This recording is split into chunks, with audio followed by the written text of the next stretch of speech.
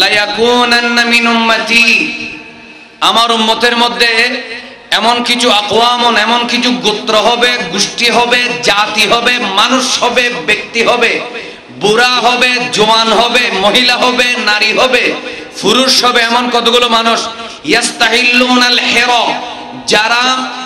যারা অবিবাহিত অর্থাৎ বিয়ে ছাড়া যারা নারীদেরকে হালাল মনে করবে, বুঝে নিবেন, বিবাহ ছাড়া যারা নারীদেরকে হালাল মনে করবেন, এক ওয়াল হারিরা, যারা রেশমি কাপড়, সিল্কের কাপড় যেগুলো পোকা দিয়ে তৈরি করা হয়, পুরুষ যদি হয় এগুলো হারাম, নারীর জন্য জায়েজ। রেশমি কাপড় পুরুষের জন্য, সবাই বলেন আরে হারাম বলেন না, পুরুষের জন্য রেশমি কাপড়, নারীর জন্য জায়েজ, এগুলো আরবিতে হারির বলা হয়। এক, যারা জেনাকে হালাল মনে করবে, ওয়াল হারিরা, যারা পুরুষরা রেশমি কাপড় হালাল মনে করবে, ওয়াল খামরা, যারা মদকে জায়েজ মনে করবে, হালাল মনে করবে এগুলো কিচ্ছু না, আমার ছেলের জন্য বিয়েতে এগুলো এরকম হতেও পারে, মদটা একটু খাইতে পারে। ওয়াল মাআযিফ, এবং যারা বাদ্যযন্ত্রকে হালাল মনে করবে, হালাল মনে করে সেগুলো আয়োজন করবে, আয়োজন করে টাকা পয়সা দিবে, যেই ঘরের মধ্যে এগুলো হবে, আমার নবী বলেন ওয়ালা ইয়ানজিলান্না আকওয়ামুন, এবার 4টার পরে 5 নম্বর আরেকটা গোষ্ঠী, একটা গোষ্ঠীর 4টা কাজ। 1 নম্বর জেনাকে হালাল মনে করবে, 2 নম্বর রেশমি কাপড় পরাকে হালাল মনে করবে, মাদক ইয়াবা খাওয়াকে হালাল মনে করবে, 4 নম্বর ওই যে বাদ্যযন্ত্র, গান, মিউজিক, ব্যান্ড, শো, এগুলাকে হালাল মনে করবে। তারপরে আরেকটা গোষ্ঠী 5 নম্বর লা ইয়ানজিলান্না আকওয়ামুন ইলা জামবি আলামিন, তারা কি করবে, পাহাড়ের পাদদেশে গিয়ে বিলাসবহুল ভবন বানাবে, রেস্ট হাউস বানাবে, বিলাসবহুল ভবন বানাবে, এখানে হয়তো বানাবে অথবা আরেকজনের বানানো ঘরে থাকতে যাবে, দুটোটা হতে পারে। ইয়ারুহু আলাইহিম বিসারিহাতিল লাহুম ইয়াতিহিম ইয়ানি আল ফকির, তাদের কাছে সকাল সন্ধ্যা গরিব মানুষ আসবে, ফকির মানুষ আসবে, লিহাজাতিন, প্রয়োজনে পড়ে, ফায়াকুলুনা, তখন তারা বলবে ফকিরদেরকে ইরজি ইলাইনা গাদান, আজকে বাংতি টাকা নাই, আজকে বাংতি টাকা নাই। কে বলতেছে? ওই 90,000 টাকা খরচ করছে যে ব্যান্ড শোতে, সে বলতেছে ফকিরকে কালকে আসিও, আজকে বাংতি টাকা নাই। ফায়ুবাইয়িতুহুমুল্লাহ, আমার নবীর হাদিস, বুখারী শরীফ 5590 নম্বর হাদিস, আল্লাহ তাদেরকে ধ্বংস করে দিবেন, আল্লাহর গজব আসুক, এটা আপনারা চান? জীবনে হবে কি আপনার দিদার। আসসালামু আলাইকুম ওয়া রাহমাতুল্লাহি ওয়া বারাকাতুহু। ওয়া আলাইকুমুস সালাম ওয়া রাহমাতুল্লাহি ওয়া বারাকাতুহু। আউযু বিল্লাহি মিনাশ শাইতানির রাজীম। বিসমিল্লাহির রাহমানির রাহিম। ইহদিনাস সিরাতাল মুস্তাকিম। ওগো আমার আল্লাহ, তুমি আমাদেরকে সরল সঠিক পথের উপরে প্রতিষ্ঠিত রাখো। সবাই একবার মহব্বতে বলেন আমিন। বলুন আমরা সূরা ফাতিহা আমাদের প্রতি ওয়াক্ত নামাজে, প্রতি রাকাত নামাজে শুনবেন আগে, তারপরে জবাব দেবেন। প্রতি ওয়াক্ত প্রতি রাকাত নামাজে সূরা ফাতিহা আছে কিনা? সূরা ফাতিহার মধ্যে আয়াত হলো, জোরে বলুন, ইহদিনাস সিরাতাল মুস্তাকিম। ও আল্লাহ, তুমি আমাদেরকে সিরাতুল মুস্তাকিমের উপরে, সরল পথের উপরে প্রতিষ্ঠিত রাখো, কায়েম রাখো। প্রথমে আয়াতের অর্থ, কোরআনুল কারীম। আল্লাহ, সবাই আমার বামে মানুষ আছেন, সামনে আছেন, আপনারা জোরে বলুন, কোরআন এটা কার কিতাব? আমি জানি, আপনারাও জানেন, আমিও জানি, কিন্তু প্রশ্ন করছি কেন, আমি কোথায় আপনাদেরকে নিয়ে যাচ্ছি আপনারা কিছুক্ষণের মধ্যে বুঝতে পারবেন। একটা জবানও বন্ধ রাখবেন না, আল্লাহর জিকির করলে সওয়াব হয় না গুনাহ হয়? জোরে বলুন, কোরআন কার কিতাব? আওয়াজটা হলো না, কোরআন কার? কোরআন আল্লাহ, কিন্তু এই আল্লাহর কোরআন একটা, ইসলাম ধর্ম এক, আল্লাহও এক, আমাদের যিনি নবী তিনিও কয়জন? একজন। কিন্তু কোরআনের অনুবাদ আর ব্যাখ্যার মধ্যে পার্থক্য আছে কিনা? কেউ এক এক ধরনের অনুবাদ করে করে নবীর বিরোধিতা করে, আর আমরা যারা আহলে সুন্নাত ওয়াল জামাত মানি, বুঝি, স্বীকার করি, যেই আহলে সুন্নাত ওয়াল জামাতে আমরা আছি, আমরাও কোরআন পড়ি, মানি, বুঝি, বোঝানোর চেষ্টা করি। জোরে বলুন, দোনো ধরনের বুঝানো বুঝার মধ্যে, বুঝের মধ্যে পার্থক্য আছে কিনা? যেমন এই ইহদিনাস সিরাতাল মুস্তাকিম, এই আয়াতের অনুবাদ করলো দেওবন্দীরা, কওমিরা, তারা এটার অনুবাদ করলো আল্লাহ তুমি আমাদেরকে সরল পথ দেখাও। বলেন সরল পথ দেখাও। কিন্তু আহলে সুন্নাত ওয়াল জামাতের যিনি ইমাম আলা হযরত, যার মাস সফর মাস এখনো চলছে, ইমাম আহমদ রেজা ফাজলে বেরলভী বলেন এটার অর্থ এমন হবে না, এটার অর্থ হবে সরল পথ দেখাও না, আল্লাহ সরল পথে রাখো। একটু মহব্বতে বলেন সুবহানাল্লাহ। বলুন আমরা সিরাতুল মুস্তাকিমে এখন আছি কিনা? আছি শব্দটা সবাই বলবেন। এখন আমরা ইসলামে আছি কিনা? সবাই বলুন না, আমরা ইসলামে আছি কিনা? আমাদের ধর্মের নাম কি? আরো জোরে, আমাদের ধর্মের নাম কি? নামাজ কি বিধর্মী পড়ে না মুসলমান পড়ে? নামাজ পড়ে মুসলমান। নাওয়াইতু আন উসাল্লি লিল্লাহি তাআলা রাকাতাই সালাতিল ফজর, হ্যাঁ এটা বলে আমি ফরজ নামাজের নিয়ত করলাম, ইক্তাদাই বিহাযাল ইমাম বলে ইমামের পিছনে মুসলমান আগে হলাম, কলেমা আগে পড়লাম, আল্লাহকে আগে মানলাম, রাসূলকে আগে মানলাম, আমানতু বিল্লাহি ওয়া মালাইকাতিহি ওয়া কুতুবিহি ওয়া রাসূলিহি ওয়াল ইয়াউমিল আখিরি ওয়াল কদরি খাইরিহি ওয়া শাররিহি মিনাল্লাহি তাআলা ওয়াল বাসি বাদাল মাউত। একটু মহব্বতে বলেন না সুবহানাল্লাহ। সাতটা জিনিস ঈমান আনলাম, ঈমানে মুফাসসাল ঈমান আনলাম, কালেমায়ে তাওহীদ পড়লাম, কালেমায়ে তামজিদ পড়লাম, আল্লাহ রাসূলের উপরে বিশ্বাস করে সরল সঠিক পথে এসে আমি নামাজে দাঁড়ালাম।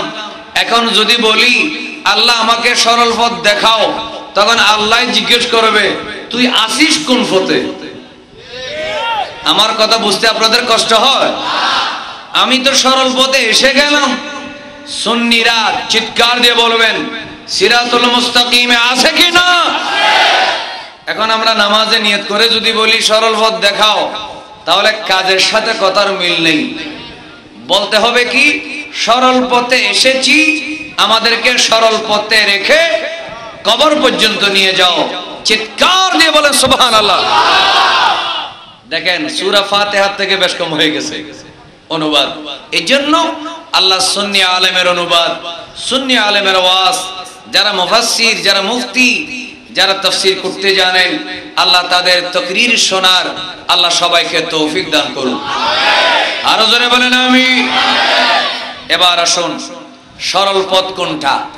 কেউ বলতে পারে আমাদের দেওবন্দি কওমিদের রাস্তা এটাই সরল পথ, জামাত ইসলামী তারা বলতে পারে এটা আমাদের সরল পথ, আবার যারা শিয়া আছে তারা বলতে পারে এটা সিরাতুল মুস্তাকিম, খারেজি রাফেজি তারাও বলতে পারে এটা সিরাতুল মুস্তাকিম। আর আমরা যারা সুন্নি আছি, মিলাদুন নবী মানি, আমরাও বলি আমরা সিরাতুল মুস্তাকিম। আমার ভাইরা জোরে বলুন কোনটা সিরাতুল মুস্তাকিম? এটা আমাদের সঠিকভাবে জানার দরকার আছে কিনা?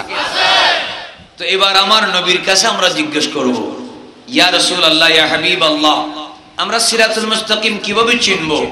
কিতাবের আলোচনা শুরু করে যাচ্ছি ইনশাআল্লাহ কিছুক্ষণের মধ্যেই। যে আলোচনা এগুলো কিতাবের, কিন্তু আপনাদেরকে আগে আমার সাথে আপনাদের কলবের মিল থাকতে হবে। জোরে বলুন না ঠিক কিনা? ইয়া রাসূলুল্লাহ সিরাতুল মুস্তাকিম কি? আমার নবী বলেন, একদিন এভাবে একটা দাগ দিলেন মাটিতে, সোজা দাগ, এদিকে একটা দাগ, এদিকে একটা, এদিকে একটা, এদিকে একটা দাগ দিলেন। ইয়া রাসূলুল্লাহ এই দাগটা দিলেন এটা কি? আল্লাহর নবী বলেন এটা হলো সিরাতুল মুস্তাকিম। এটার এই রাস্তার শেষ মাথায় গেলে মহান আল্লাহকে পাওয়া যাবে। আর এদিকে এদিকে রাস্তাগুলা কি? রাসূলুল্লাহ সাল্লাল্লাহু আলাইহি ওয়াসাল্লাম বলেন এখানে প্রতিটা ডানে বামে ছোট ছোট রাস্তার মাথায় এক একটা ইবলিস বসে আছে। এই সোজা রাস্তাটা হচ্ছে সিরাতুল মুস্তাকিম। আল্লাহ রাসূল আরো বলে দিলেন, বনি ইসরাইল ৭২ ভাগে বিভক্ত হয়েছে।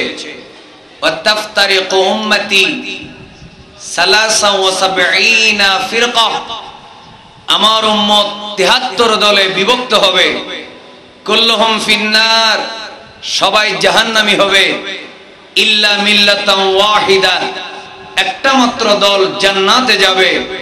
ইয়া রাসূলুল্লাহ, বলেন না তাড়াতাড়ি, ওই দলটা কি, যেই দলে থাকলে আপনার সাথে থাকা যায়? ইয়া রাসূলুল্লাহ, সেই দল, সেই সিরাতুল মুস্তাকিম কোন পথ? আল্লাহ রাসূল বলে দিলেন, মা আনা আলাইহি ওয়া আসহাবি, আমি নবী যে রাস্তায় আছি, আমার আবু বকর, ওমর, ওসমান ও আলী রাদিয়াল্লাহু তাআলা আনহুম সহ, আমার হাসান হুসাইন রাদিয়াল্লাহু তাআলা আনহুমা সহ আনসার মুহাজির तमाम সাহাবায়ে কেরাম যে রাস্তায় আছে, এটাই হলো সিরাতুল মুস্তাকিম। চিৎকার দিয়ে বলেন সুবহানাল্লাহ। সাহাবায়ে কেরামের রাস্তা, সবাই বলেন মা। হয়নি, এটা বাংলা মা নয়, আরবি মা। বাংলা মা মানি জননী, যিনি পেটে নিয়েছেন, আর আরবি মা মানি যাহা। বলেন মা, সবাই বলেন না মা।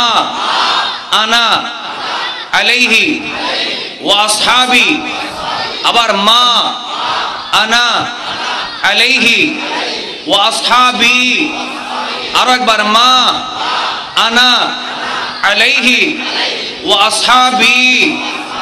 এবার মহব্বতে চিৎকার দিয়ে বলুন মারহাবা। আমি যে রাস্তায়, আমার সাহাবীরা যে রাস্তায়, সেটাই হচ্ছে আহলে সুন্নাত ওয়াল জামাত। এবার প্রশ্ন হলো, ইয়া রাসূলুল্লাহ, ইয়া হাবিবাল্লাহ, তাহলে আমরা গৌসে পাকের রাস্তা খুঁজবো না? কিছুক্ষণের জন্য বলছি, আমরা খাজা গরিব নওয়াজের রাস্তায় যাব না। আমরা সেই আকীদা মানব যে আকীদা আবু বকর সিদ্দিকের ছিল রাদিয়াল্লাহু তাআলা আনহু, হযরত ওমরের ছিল, যে আকীদা মাওলা আলীর ছিল, যে আকীদা ওসমান জিন্নুরাইনের ছিল। ইয়া রাসূলুল্লাহ, আমরা সেই আকীদায় মানব, আমরা আর নিচের দিকে যাব না। এজন্য আজকে এই কিতাবগুলা আপনাদের সামনে আনলাম। কিতাবের ইবারত পড়ে পড়ে কিয়ামত পর্যন্তের জন্য যতদিন রেকর্ড থাকবে, আপনাদের কলব জিন্দা থাকবে, যতদিন আপনাদের স্মরণ থাকবে, ইনশাআল্লাহ আপনারা বুঝতে পারবেন সাহাবায়ে কেরামের রাস্তা, সাহাবায়ে কেরামের আকীদা, আহলে সুন্নাত ওয়াল জামাতের আকীদা একই রকম।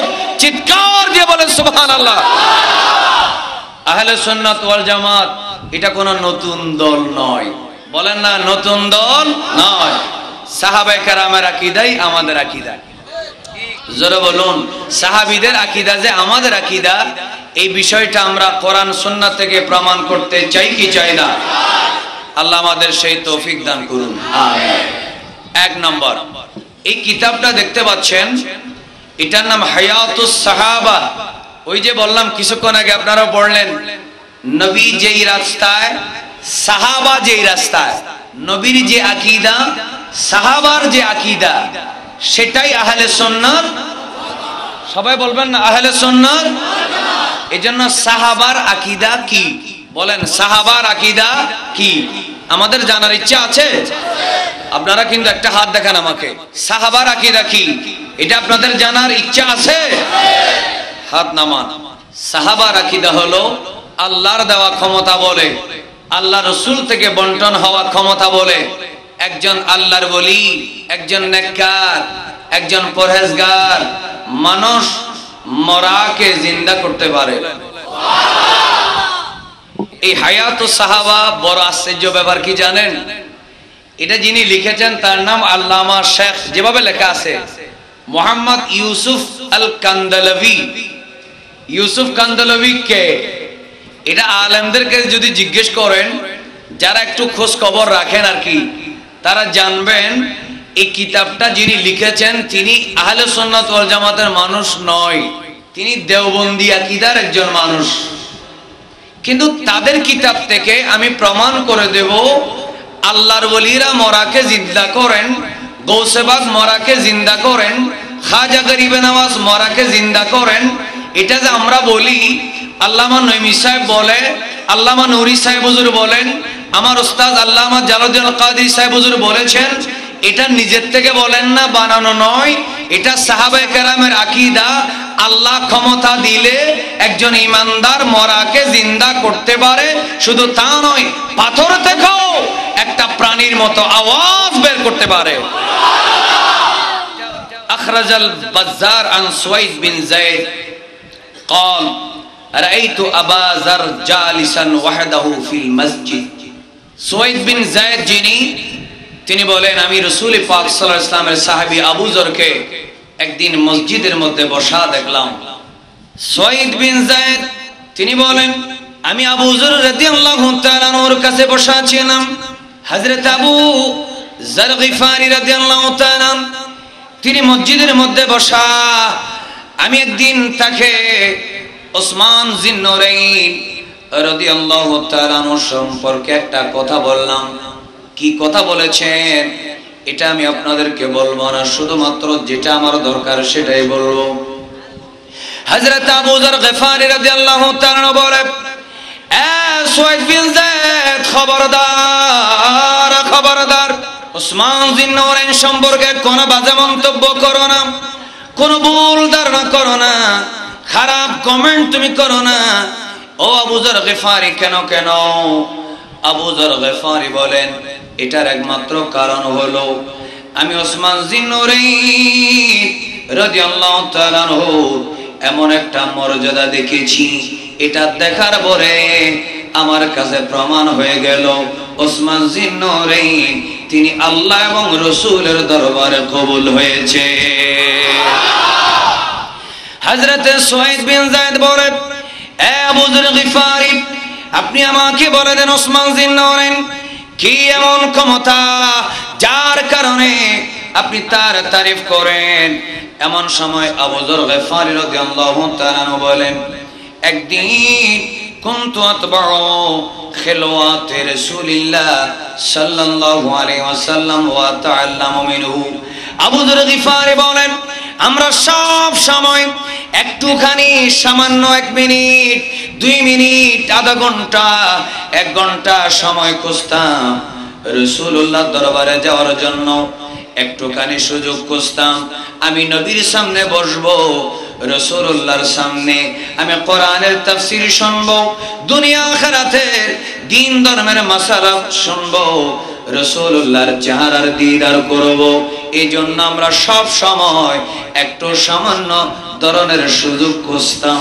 একদিন আমি সেজন্য আমি রাসূলুল্লাহর দরবারে গিয়ে বসে গেলাম। আবু যর গিফারি বলে, আমি খুঁজতাম আমাদের বর্তমান যুগের বেয়াদবরা যেমন সুযোগ খোঁজে বেয়াদবি করার, আর সুন্নিরা সুযোগ খোঁজে মিলাদুন নবীতে নবীর জন্য দরুদ পড়ার। জোরে বলেন না ঠিক কিনা? আশেকে খোঁজে মহব্বতের মাহফিল, বেয়াদবে খোঁজে বেয়াদবির মাহফিল। জোরে বলেন না ঠিক কিনা? আবু যর গিফারি বলেন, আমরা সব সময় খুঁজতাম খিলওয়াতি রাসূলিল্লাহ। একটু রাসূল যদি খিলওয়াত করেন, খিলওয়াত মানে কাজকর্ম থেকে অবসর থাকেন, রাসূল যদি একটু কাজ মুক্ত থাকেন, এই সুযোগে আমরা চলে যেতাম, রাসূলের চেহারা দেখতাম, রাসূলের কাছে জিজ্ঞেস করতাম, আমার নবীর কাছে দ্বীন শিখতাম, নবীর চেহারার দিকে দেখে মনের চাহিদা মিটাইতাম। চিৎকার দিয়ে বলবেন না সুবহানাল্লাহ? আবু যর গিফারি বলেন, আমি একদিন আমার নবীর কাছে গেলাম, তিনি রাসূল পাক সাল্লাল্লাহু আলাইহি ওয়াসাল্লাম বের হয়েছেন, আমি রাসূল পাক সাল্লাল্লাহু আলাইহি ওয়াসাল্লামের সাথে যাচ্ছি। ফাজালাসা ফি মাওদিইন, আমার নবী এক জায়গায় বসে গেলেন। তা আবু যর গিফারি বলেন, আল্লাহর রাসূল যখন বসে গেলেন আমিও সুযোগ পেলাম, আমিও আমার নবীর সামনে বসে গেলাম। সুবহানাল্লাহর আওয়াজ পাচ্ছি না? আমি রাসূলের সামনে বসে গেলাম। ফাকালা ইয়া বাজার, দেখেন আমাদের অনেকে বলে রাসূল রাসূল করো না, বেশি নবী নবী করলে শিরিক হয়। নাউজুবিল্লাহর আওয়াজ সুন্নিরা কি এত আস্তে দেয়? আরো জোরে। ফাজালাস্তু ইনদাহু ইয়া বাজার, মা জাআ বিকা, তোমাকে কে নিয়ে এসেছে, কেন এসেছো? ক্বালা কুলতু আল্লাহু ওয়া রাসূলুহু, ইয়া রাসূলুল্লাহ, ইয়া হাবিবাল্লাহ, এই দুনিয়ার কোনো কারণে নয়, টাকার জন্য নয়, পয়সার জন্য নয়, আল্লাহর জন্য এসেছি, রাসূলুল্লাহর জন্য এসেছি। ইয়া রাসূলুল্লাহ, দুনিয়ার কোনো কাজে নয়, আমি আপনার সাথে দেখা করার জন্য এসেছি। নবী গো, আপনার সামনে আসলে আপনি নবী যদি খুশি হয়ে যান, আর সম আল্লাহ আমার লামকানের খোদা খুশি হয়ে যাবে। আমার বারা মনোযোগ, আল্লাহর জন্য নামাজ আমরা পড়ি, নবীর জন্য যদি মাহফিলের কথা বলা হয়, মিলাদুন নবীর কথা বলা হয়, দরুদ শরীফের কথা বলা হয়, নবীর জন্য সালাম দেওয়া হয়, আমার নবীকে তাজিম করা হয়, এমন কিছু মানুষ আছে যারা শিরকের ফতোয়া দেয়। একটু জোরে বলেন, এমন বেয়াদব বাংলার জমিনে আছে কিনা? আল্লাহর নবীর সাহাবী বলেন, ইয়া রাসূলুল্লাহ, ইয়া হাবিবাল্লাহ, আমি দুনিয়ার কোনো কিছুর জন্য আসি নাই, আমি আল্লাহর জন্য এসেছি, ওয়া রাসূলুহু, রাসূলের জন্য এসেছি। এই কথা বলার পর আল্লাহ রাসূল বললেন, তুমি বসে যাও। আবু যর গিফারি বলেন, এমন সময় আমি দেখলাম আবু বকর সিদ্দিক রাদিয়াল্লাহু তাআলা আনহু আমার নবীর সামনে এসে একটা সালাম দিয়ে দিল। মহব্বতের আওয়াজে, একই আওয়াজে জোরে জোরে বলি, ইয়া রাসূলুল্লাহ, আর জোরে, ইয়া রাসূলুল্লাহ, ইয়া রাসূলুল্লাহ, জোরে জোরে বলি, ইয়া রাসূলুল্লাহ, ইয়া রাসূলুল্লাহ। গভীর মনোযোগ, হযরত সিদ্দিক আকবর রাদিয়াল্লাহু তাআলা রাসূলুল্লাহর দরবারে এসে গেলেন। আসার পরে যখন আল্লাহর নবী জিজ্ঞেস করলেন, ইয়া আবা বকর মা জা বিকা, ও আবু বকর তুমি কি জন্য এসেছো? আবু বকর সিদ্দিক একই জবাব দিলেন। আবু যর গিফারি বলেন, আমি আবু বকর সিদ্দিকের সাথে কথা বলি নাই, আমি কি বলেছি তিনি জানেন না, তিনি কি বলবেন এটা আমি জানতাম না। সিদ্দিক আকবর কি জবাব দিয়ে দিলেন, আমিও এসেছি আল্লাহ এবং রাসূলুল্লাহর রাজামন্দির জন্য।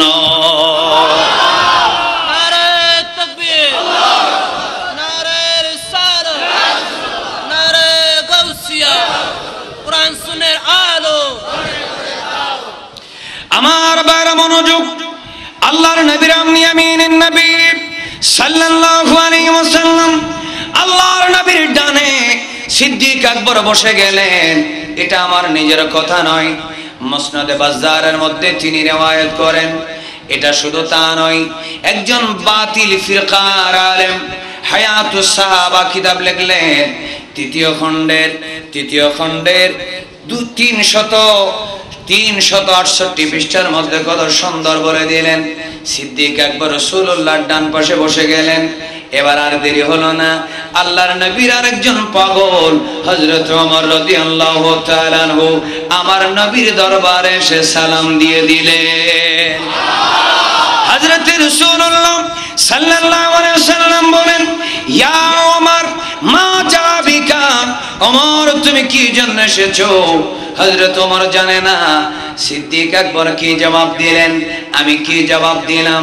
তিনি সিদ্দিক আকবরের ডানে বসে গেলেন, ডানে বসে বললেন, ইয়া রাসূলুল্লাহ, আমি আর কোনো কিছুর জন্য আসি নাই, আল্লাহু ওয়া রাসূলুহু, আমিও আল্লাহ এবং রাসূলুল্লাহকে পাওয়ার জন্য আপনি নবীজির কদমে হাজিরা দিয়েছি। আমার বারা মনোযোগ, হযরত সিদ্দিক আকবর একই জবাব দিলেন, হযরত ওমর একই জবাব দিলেন। এবার আবু যর গিফারি রাদিয়াল্লাহু তাআলা আনহু বলেন, এমন সময় আমি দেখলাম আরেকজন নূরানি সুরতের মানুষ রাসূলুল্লাহর দরবারে এসে রাসূলুল্লাহকে সালাম দিলেন। রাসূলুল্লাহ সালামের জবাব দিলেন। তিনি হযরত ওমরের ডানে বসে গেলেন। রাসূলুল্লাহর ডানে সিদ্দিক আকবর, সিদ্দিক আকবরের ডানে হযরত ওমর, হযরত ওমরের ডানে হযরত ওসমান জিন্নুরাইন বসে গেলেন। এবার আল্লাহর নবী ডাক দিলেন, ইয়া ওসমান মা জাবিকাম, এ ওসমান তুমি কি জন্য এসেছো?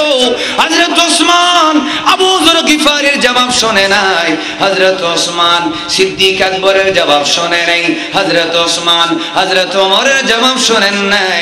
তিনি বলে দিলেন, আল্লাহু ওয়া রাসূলুহু, আমি আল্লাহ এবং রাসূলুল্লাহকে পাওয়ার জন্য হাজিরা দিয়েছি। একটু মহব্বতে বলেন আল্লাহু আকবার।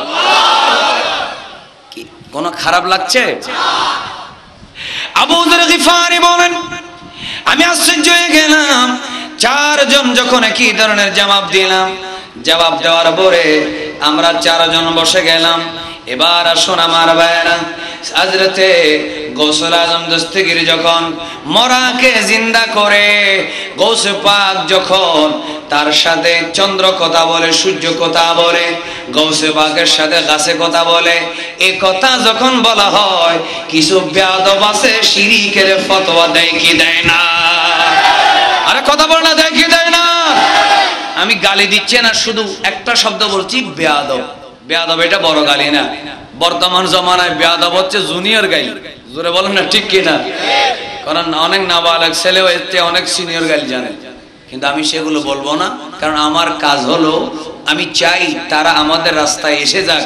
কারণ মার পেট থেকে মা বা বাবা বা দাদা ওহাবি ছিল বলে ওহাবি থাকতে হবে এমন কোনো কথা নেই। কারণ এখানে ওহাবি থাকলে অসুবিধা, এটা সমস্যা আছে।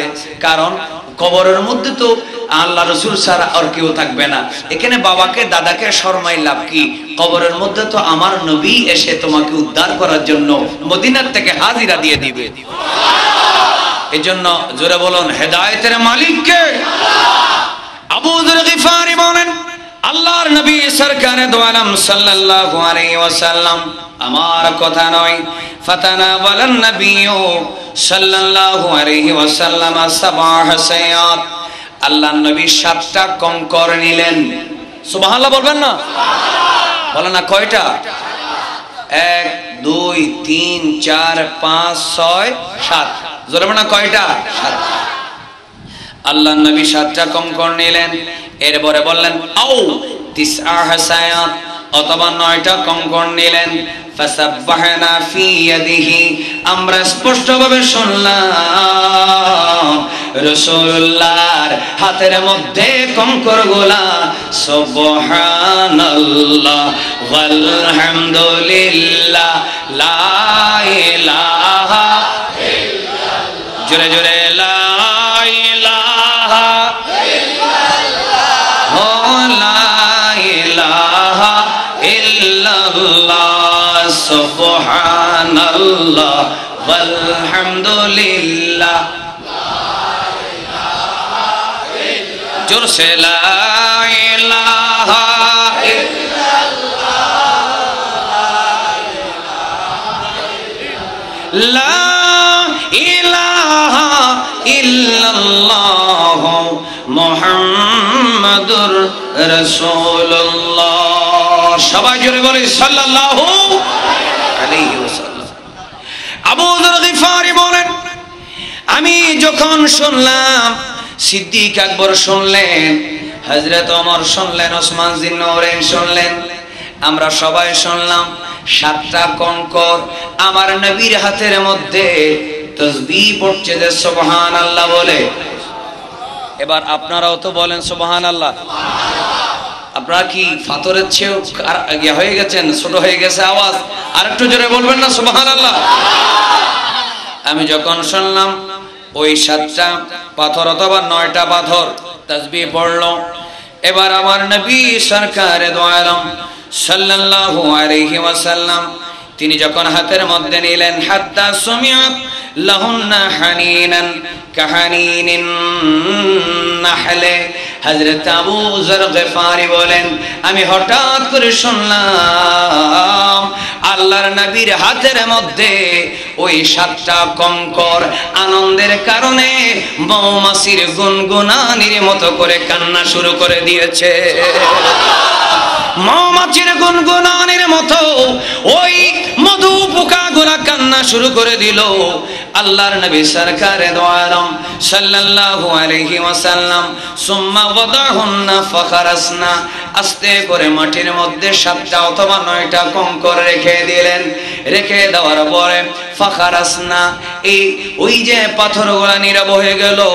সুম্মা তালাওয়ালাহুন্না সুম্মা ওয়াদাহুন্না ফি ইয়াদি আবি বকর, এরপরে আল্লাহর নবী আস্তে করে কঙ্করগুলার আওয়াজ যখন বন্ধ হয়ে গেল, মাটির মধ্যে রাখার পরে আল্লাহর নবী সাল্লাল্লাহু আলাইহি ওয়াসাল্লাম 7খানা কঙ্কর হাতে লইয়া আবু বকর সিদ্দিকের হাতে যখন দিলেন, সিদ্দিক আকবরের হাতে দেওয়ার পরে আমি স্পষ্টভাবে শুনলাম ফাসাব্বাহনা ফি ইয়াদিহি, ওই 7টা কঙ্কর অথবা 9টা কঙ্কর সিদ্দিক আকবরের হাতের মধ্যে সুবহানাল্লাহ বলে জিকির করে।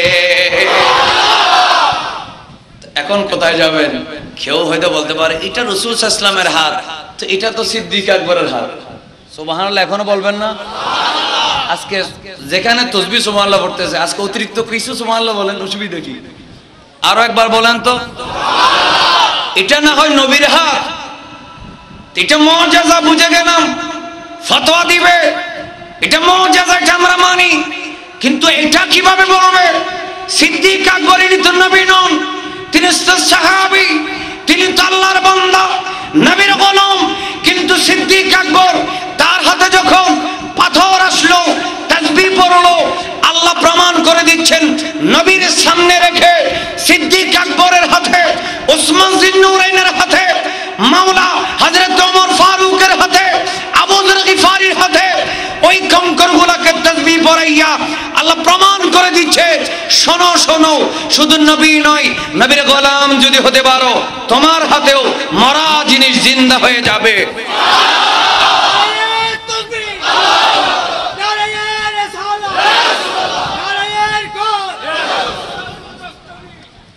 मोहब्बतेर आवाज़े जुरे जुरे अल्लाहुम्मा सल्ले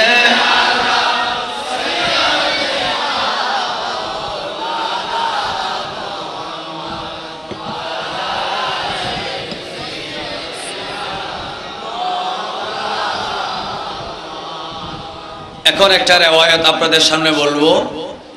এটা একদিকে আহলে সুন্নাত ওয়াল জামাতের আকীদা, আবার যারা বাবার সন্তান আছে তাদের জন্য একটা শিক্ষা। এখানে যুবকের সংখ্যা কম না বেশি? যুবকরা বললেও তো বেশি শব্দটার কারণে এখানে প্যান্ডেল উপরের দিকে উঠে যাওয়ার দরকার ছিল। এখানে যুবকের সংখ্যা কম না বেশি?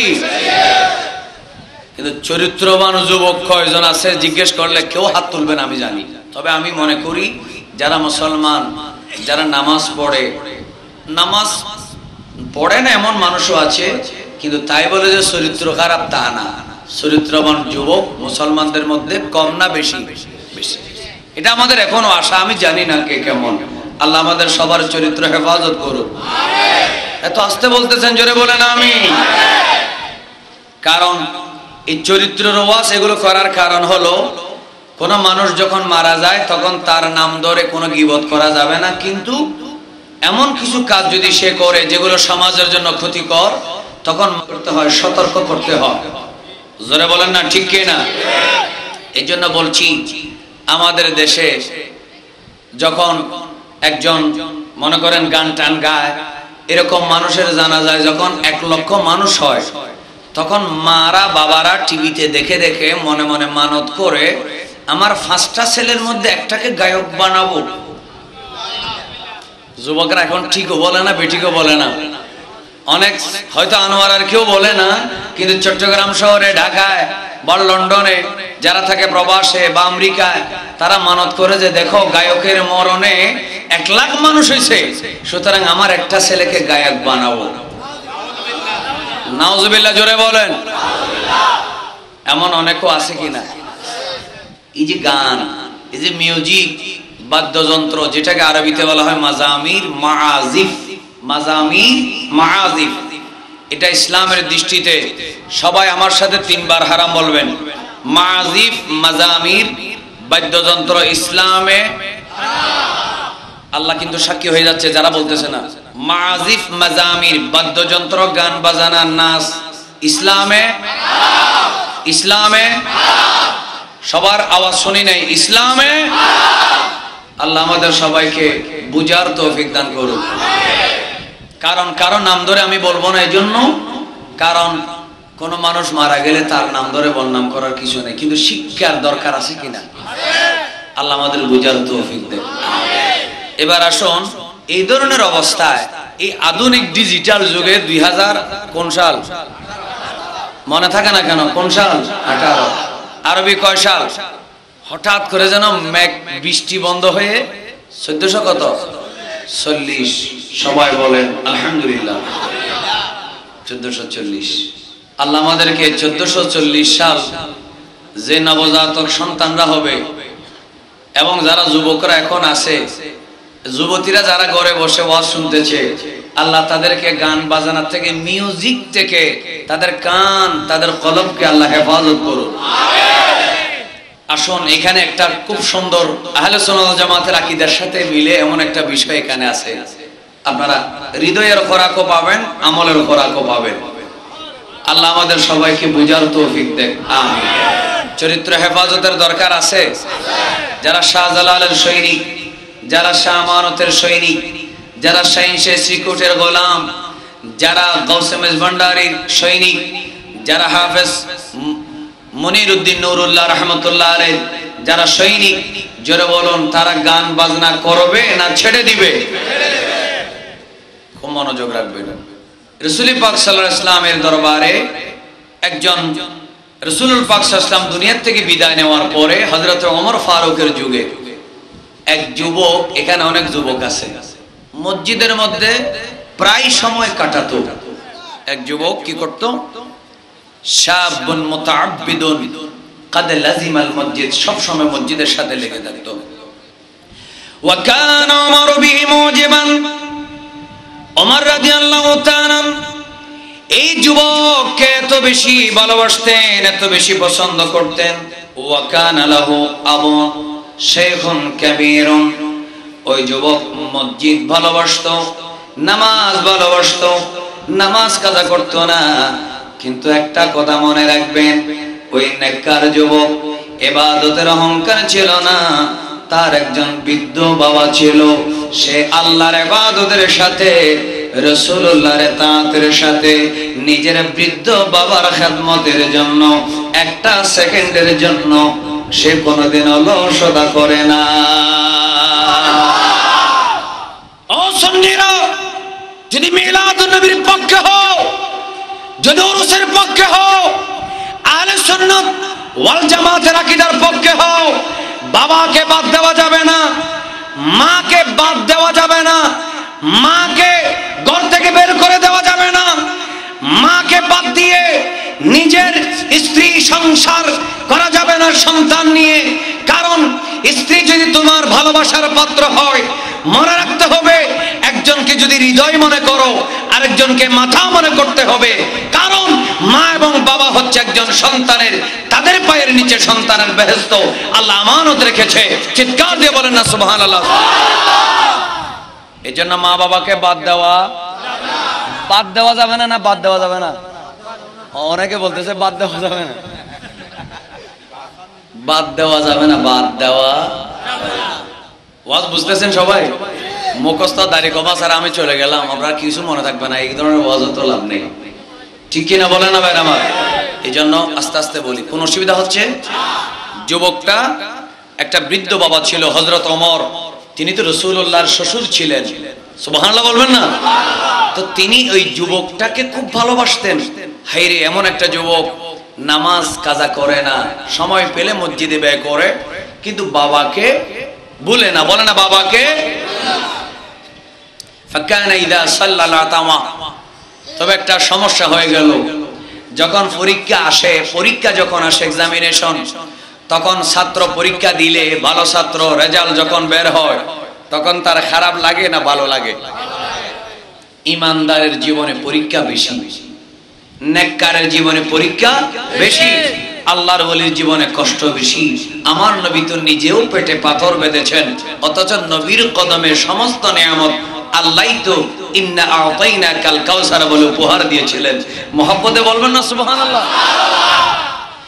আমার ভাইরা মনোযোগ, ওমর রাদিয়াল্লাহু তাআলা আনহুর খেলাফতের সময় ওই যুবক নামাজ কাজা করতো না, এক ওয়াক্ত নামাজ কাজা করে নাই, সব সময় ইবাদতের মধ্যে লিপ্ত থাকতো, বাবার খেদমত করতো। বাবা বুড়া ছিল, এশার নামাজ পড়ে সে যখন তার বাবার কাছে যেত, ইনসারাফা ইলা বিহি ওয়া কানাত তারিকুহু আলা বাবি ইমরাতিন, তার রাস্তা ছিল একজন মহিলার ঘরের দরজা দিয়ে। ওই মহিলার কাজ ছিল প্রতিদিন ওই যুবককে ডিস্টার্ব করা, প্রতিদিন ওই যুবককে কুপ্রস্তাব দেওয়া। মা বোনেরা মনে কষ্ট নেবেন না, লাখের মধ্যে কোটির মধ্যে হলেও এমন কিছু মহিলা আছে কিনা? কথা বলেন, আছে কিনা? এমন কিছু মহিলা আছে এশার নামাজ পড়ে ওই যুবক যখন বাবার কাছে যেত, তার দরজায় দিয়ে যাওয়ার সময় তাকে ডাকতো, বিভিন্ন ধরনের অঙ্গভঙ্গি করতো, অশ্লীল ইঙ্গিত দিত। আমার বাইরা মনোযোগ, যুবক আল্লাহর প্রেমে পাগল ছিল, রাসূলুল্লাহর দিওয়ানা ছিল, নামাজের পাগল ছিল, রোজার পাগল ছিল, কোরআন তেলাওয়াত কোনদিন মিস করে নাই, রাসূলুল্লাহর দরুদ শরীফের জন্য পাগল ছিল, কোনদিন মহিলার দিকে দেখে নাই। কিন্তু একদিন হঠাৎ করে ওই মহিলা যখন ডাক দিল, হঠাৎ করে নিজের অজান্তে ওই যুবক মহিলার পিছনে পিছনে যাচ্ছে। একটু মনোযোগ দিয়ে শুনবেন, ওই মহিলার ঘরের দরজায় যাওয়া মাত্র অটোমেটিক তার মুখের মধ্যে কোরআনুল কারীমের আয়াত জারি হয়ে গেল। এবার আওয়াজ দেবেন একটা জোরে, মানুষের চরিত্র হেফাজত করার মালিক কে? আল্লাহর কাছে জন্য সকাল সন্ধ্যা সব সময় তৌফিক চাইবেন। আল্লাহ, আমি কোন সময় অ্যাক্সিডেন্ট করি ঠিক নেই, আল্লাহ তুমি আমার চরিত্র ঠিক রাখার মতো ক্ষমতা দাও। ঠিক কিনা বলেন না ভাইরা আমার? আল্লাহর কাছে দোয়া করার দরকার আছে না? হ্যাঁ, আমি কাবিল, আমি ফরজগার মানুষ, আমাকে কোনো মেয়ে ডিস্টার্ব করতে পারবে না, এরকম না। যতই ভালো হন, যে কোনো একটা সময় শয়তান মিসগাইড করতে পারে। এজন্য তৌফিক দেওয়ার, হেদায়েতের উপরে থাকার জন্য জোরে বলুন না, তৌফিক দেওয়ার মালিক কে? গভীর মনোযোগ, যুবক হঠাৎ করে মনের অজান্তে ওই মহিলার পিছনে পিছনে তার ঘরের দরজা পর্যন্ত গেল।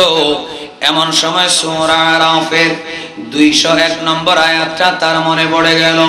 আমার বাবারা, যুবক ভাইরা, আমার মুরব্বিরা, কি আওয়াজে জোরে জোরে বলুন, আউযু বিল্লাহি মিনাশ শাইতানির রাজীম, বিসমিল্লাহির রাহমানির রাহিম। ইন্নাল্লাযীনা ইত্তাকাউ ইযা মাসসাহুম তাইফুম মিনাশ শাইতানি তাযাক্কারু ফাইযা হুম মুবসিরুন।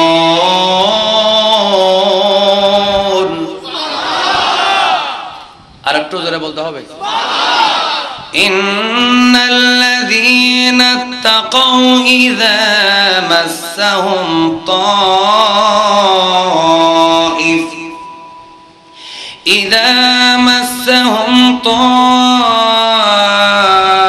তাইফুম মিনাশ শাইতানি তাযাক্কারু ফাইযা হুম মুবসিরুন।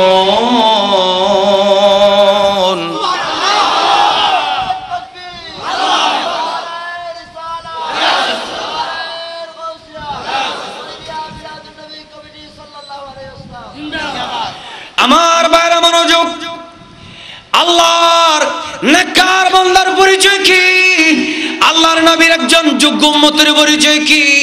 আমি আপনাদেরকে সেটাই বোঝাতে যাচ্ছি।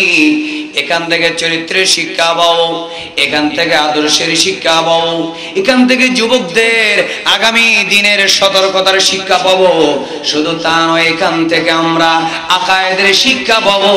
লাস্টে, ঘটনার লাস্টে গিয়ে বুঝতে পারবেন একজন নেককার যুবক যদি হয়, ওই মানুষটা কবরে যাওয়া মাত্র আল্লাহ তার কবরে 2টা জান্নাত দিয়ে দেয়। লাস্টে বুঝবেন ঘটনা শেষ।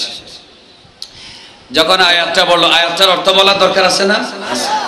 ইন্নাল্লাযীনা তাকাও, এখানে এটা আরবি বই, এখানে অর্থ দেয় নাই, আপনাদের জন্য বলছি। নিশ্চয় যারা আল্লাহকে ভয় করে। যারা বলেন আমাদের মনে কার ভয়? আমরা যে গুনাহ করি না, চুরি করি না, ডাকাতি করি না, পুলিশের ভয়ে, এই আর্মির ভয়ে, র্যাবের ভয়ে, না আল্লাহর ভয়ে? আরে কথা বলে না কেন, কার ভয়ে? আল্লাহর ভয় মানুষের মধ্যে না থাকলে পুলিশ আছে কয় হাজার, আর্মি আছে কয় হাজার, র্যাব আছে কয় হাজার, কোনদিন র্যাব, আর্মি, পুলিশ মানুষকে ঠিক রাখতে পারবে না। ঠিক কিনা বলেন? মানুষের মনের মধ্যে ভয় আছে।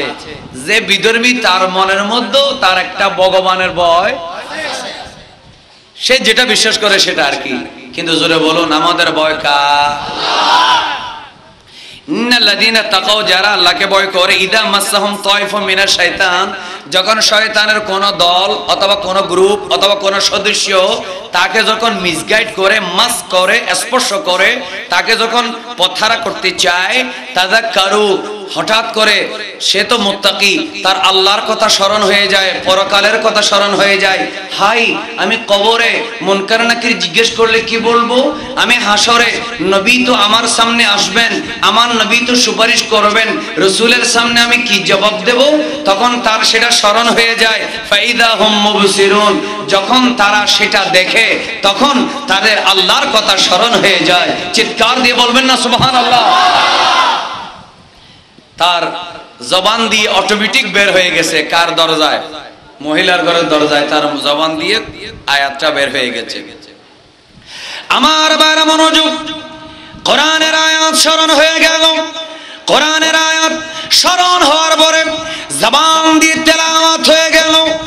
ওই যে যুবক হঠাৎ করে কোরআন তেলাওয়াত যখন করলো, আর দেরি করলো না, ফাখাররা মাগাশিয়ান, ফাখারাল ফাতা মাগাশিয়ান, এই হঠাৎ করে সে বেহুশ হয়ে জমিনের মধ্যে পড়ে গেল। ওই মহিলা বিপদে পড়ে গেল। হায়রে, আমি ডাকলাম তার সাথে কিছুক্ষণ একটু এনজয় করার জন্য বা বিনোদন করার জন্য, বেয়াদবি মাফ করবেন, এখন তো উল্টা আমি ফেসে গেলাম। যুবকটা বেহুশ হয়ে গেল। হায়রে, যদি মরে যায় চিরদিন আমি দায়ী থাকবো। তাড়াতাড়ি তার একটা দাসী লইয়া দুজনে সুন্দর করে পাজা কোলা করে তার বাবা, বৃদ্ধ বাবার সামনে এনে দিল। এনে দেওয়ার পরে বলে, আমরা রাস্তার মধ্যে তাকে পেয়েছি, এই অবস্থা, আমার ঘরের দরজায় সে বেহুশ হয়ে গেল। এই অবস্থায় হঠাৎ করে কিছুক্ষণ পরে ওই যুবকটার হুঁশ ফেরত আসলো। হুঁশ ফেরত আসার পরে বাবা এবার যুবককে জিজ্ঞেস করে, এই আমার সন্তান, শোনো, তুমি নামাজ কাজা করো না, তুমি কোনোদিন কোরআন তেলাওয়াত বাদ দাও না, তুমি দরুদ শরীফ ছাড়া কিচ্ছু বোঝো না, ওই মহিলার ঘরের দরজায় কেন গেলা? যুবক কেঁদে বলে, বাবা, হঠাৎ করে আমি বেখেয়ালে তার পিছনে চলা শুরু করলাম।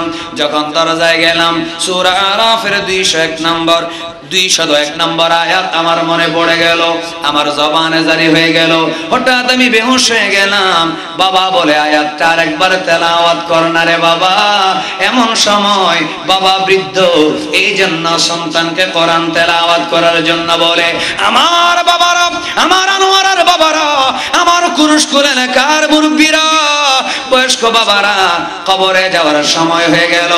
নিজে নামাজ পড়েন ঠিক আছে, নিজে কোরআন তেলাওয়াত করেন ঠিক আছে, আমি প্রশ্ন করব, আপনাদের মধ্যে কয়জনে নিজে কোরআন পড়ার পরে নিজের ছেলেকে ফজরের নামাজ পড়ে কোরআন তেলাওয়াতের জন্য বলে?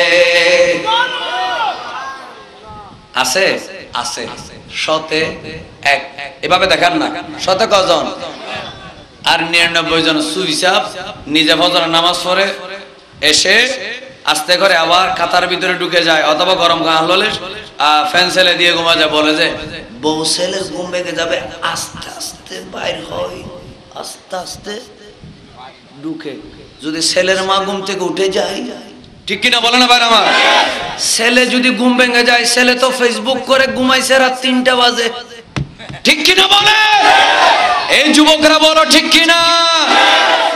বাবা ছেলেকে ভয় পায়, ছেলের যদি ফজরের সময় ঘুম ভাঙে, দরজা খুলে যায় এমন ভাবে যেন বাঘের খাঁচা খুলতেছে, ঠিক কিনা বলো না ভাইরা আমার?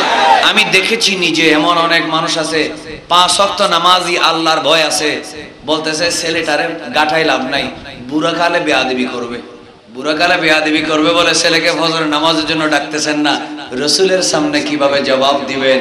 আমার নবী তো প্রতিদিন ফজরের নামাজে যাওয়ার সময় নিজের তো পেটের, নিজের জন্ম দেওয়া ছেলে বড় হয় নাই, তার জন্য বউ আনতে পারেন নাই, কিন্তু নিজের মেয়ে হযরতে ফাতেমাকে যখন মাওলা আলীর সাথে বিয়ে দিয়েছেন, আমার নবী 6 মাস বিয়ের পরে দরজা দিয়ে যাওয়ার সময় ডাক দিতেন, আসসালাত ইয়া আহলাল বাইত, আসসালাত ইয়া আহলাল বাইত, আসসালাত ইয়া আহলাল বাইত। ফাতেমা নামাজি, মাওলা আলী নামাজি, নবী গো প্রতিদিন এই ডিউটি কোনা করেন। আমার নবী বলবে শিক্ষা দিচ্ছি, শিক্ষা দিচ্ছি, কিয়ামত পর্যন্ত বুড়া বাবা বুড়া মাদেরকে শিক্ষা দিচ্ছি, শুধু নিজে নামাজ পড়বে না, শুধু নিজে কোরআন তেলাওয়াত করবে না, আস্তে করে নামাজে যাওয়ার সময় ছেলেকে ডেকে দাও, ছেলে তোমার সাথে মসজিদে যাবে, ছেলের বধূ ওযু করে ঘরে মুসাল্লায় বসে যাবে। আমি নবীর সুন্নাত বাবার পক্ষে আদায় হবে, মাওলা আলী ফাতেমার সুন্নাত তার সন্তান এবং ছেলের বধূর আদায় হবে, দুজন জান্নাতি হবে। চিৎকার দিয়ে বলেন সুবহানাল্লাহ। ঠিক কিনা বলেন না ভাইরা আমার? এই আমল আমাদের করার দরকার আছে, আল্লাহ করার তৌফিক দেন, আরো জোরে বলেন। তো ছেলে বলতেছে বাবারে, যে আয়াতটা পরে বেহুশ হয়ে গেছো, আয়াতটা আরেকবার পড়ো তো। আমার বাবা মনোযোগ, এই যুবক ওই বৃদ্ধ ডাক দিলেন, এই বনাইয়া ওয়াইয়ু আয়াতিন কারাতাম, এ আমার সন্তান, বুকের টুকরা, কলিজার টুকরা মানিক, ও যে কোরআনের আয়াত পড়ার কারণে তুমি গুনাহ থেকে বেঁচে গেলে, খারাপ মহিলার প্ররোচনা থেকে বেঁচে গেলে, বাবারে আরো একবার আয়াতটা তুমি পড়ো না, আমি বাবার অন্তর শান্তি পেয়ে যাবে।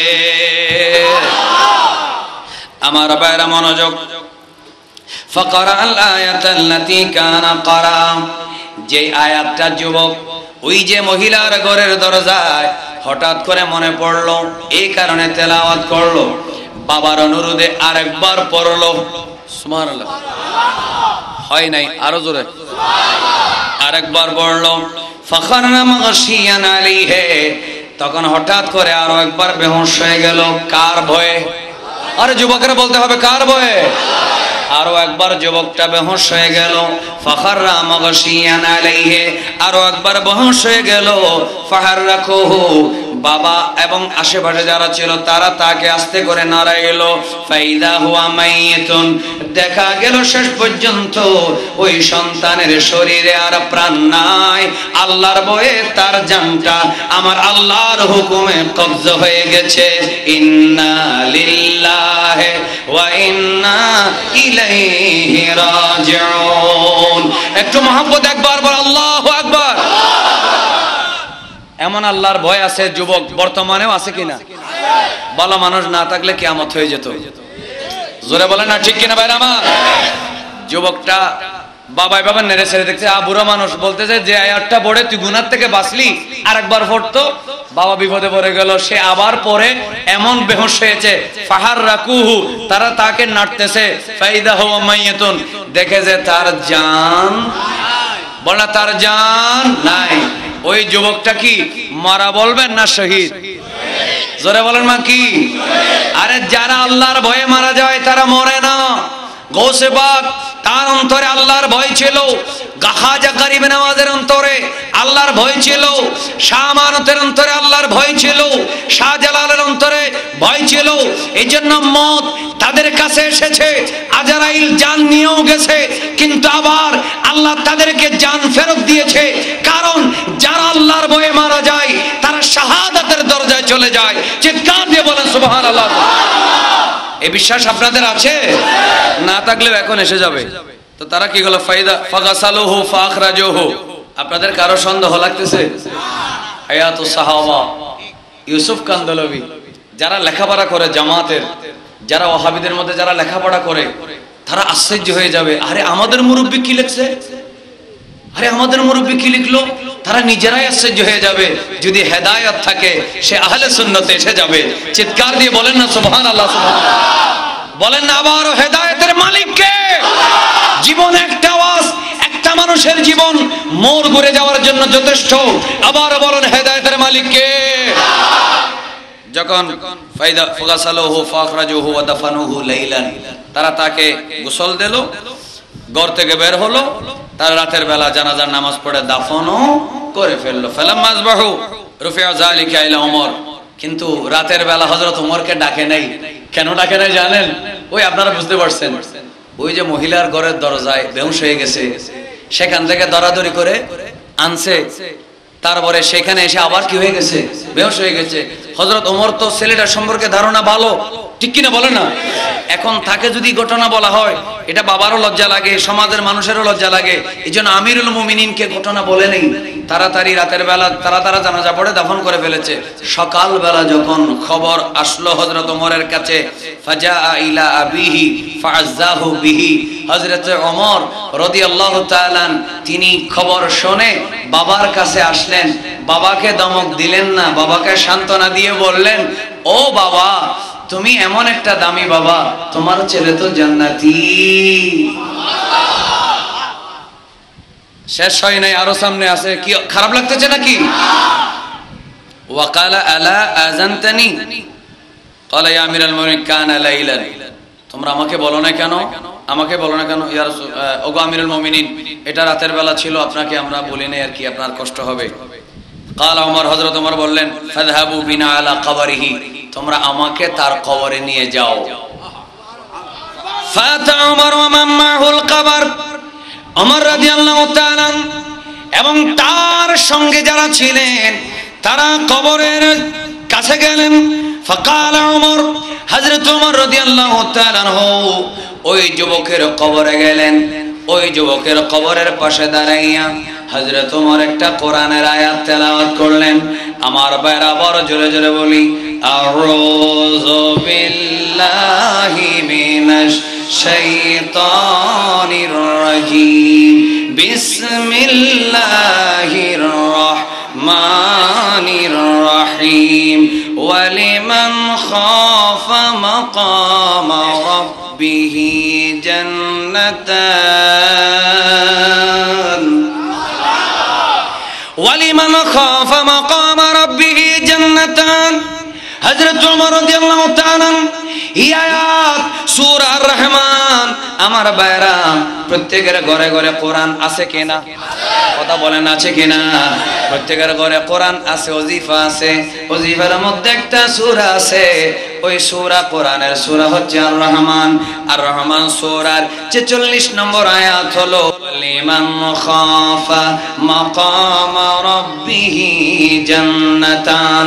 হযরত ওমর ডাক দিয়ে বলেন, এ যুবক, আল্লাহর ভয় যার অন্তরে থাকে, আল্লাহকে যে ভয় করে, তুমি ওই মহিলার ঘরের দরজায় গিয়েছিলা, আমি ওমর সেটা শুনলাম, তুমি তার ঘরের ভিতরে ঢুকো নাই, আল্লাহর ভয়ে কোরআন তেলাওয়াত করলে, সেখানে তুমি বেহুশ হয়ে গেলে, আবার ঘরে এসে কোরআন তেলাওয়াত করলে, আবার তুমি বেহুশ হয়ে গেলে, আল্লাহর ভয়ে তুমি মারা গেলে। এই যুবকরে তুমি শোনো না, আল্লাহর ভয় যার অন্তরে থাকে, আমি ওমর শুনেছি কোরআনে আল্লাহ রাব্বুল আলামিন বলেছেন, আমার নবীর জবান থেকে আমি নিজের কানে শুনলাম যে আল্লাহর ভয়ে আল্লাহর সামনে হাসরের ময়দানে দাঁড়াতে হবে, পুলসিরাতের সামনে দাঁড়াইতে হবে, মিজান পাল্লার সামনে দাঁড়াইতে হবে। এই ভয় যার অন্তরে থাকে, আমার আল্লাহ তার জন্য 2টা জান্নাত দিয়ে দিবে। কয়টা জান্নাত? এই আয়াতটা সান্তনার জন্য ইয়া ফুলানো বলে হযরত ওমর কোরআনের আয়াতটা তেলাওয়াত করছে কবর উপরে দাঁড়িয়ে। তখন আপনাদের অসুবিধা হয় নাকি? এবার একটা সুন্দরভাবে পড়ি, সবাই আমার সাথে বলেন। আজকে আরবি পড়েন না, অসুবিধা কি? মাদ্রাসা, এটা একটা মাদ্রাসা, কি অসুবিধা আছে? বলেন ফাআজাবাহু।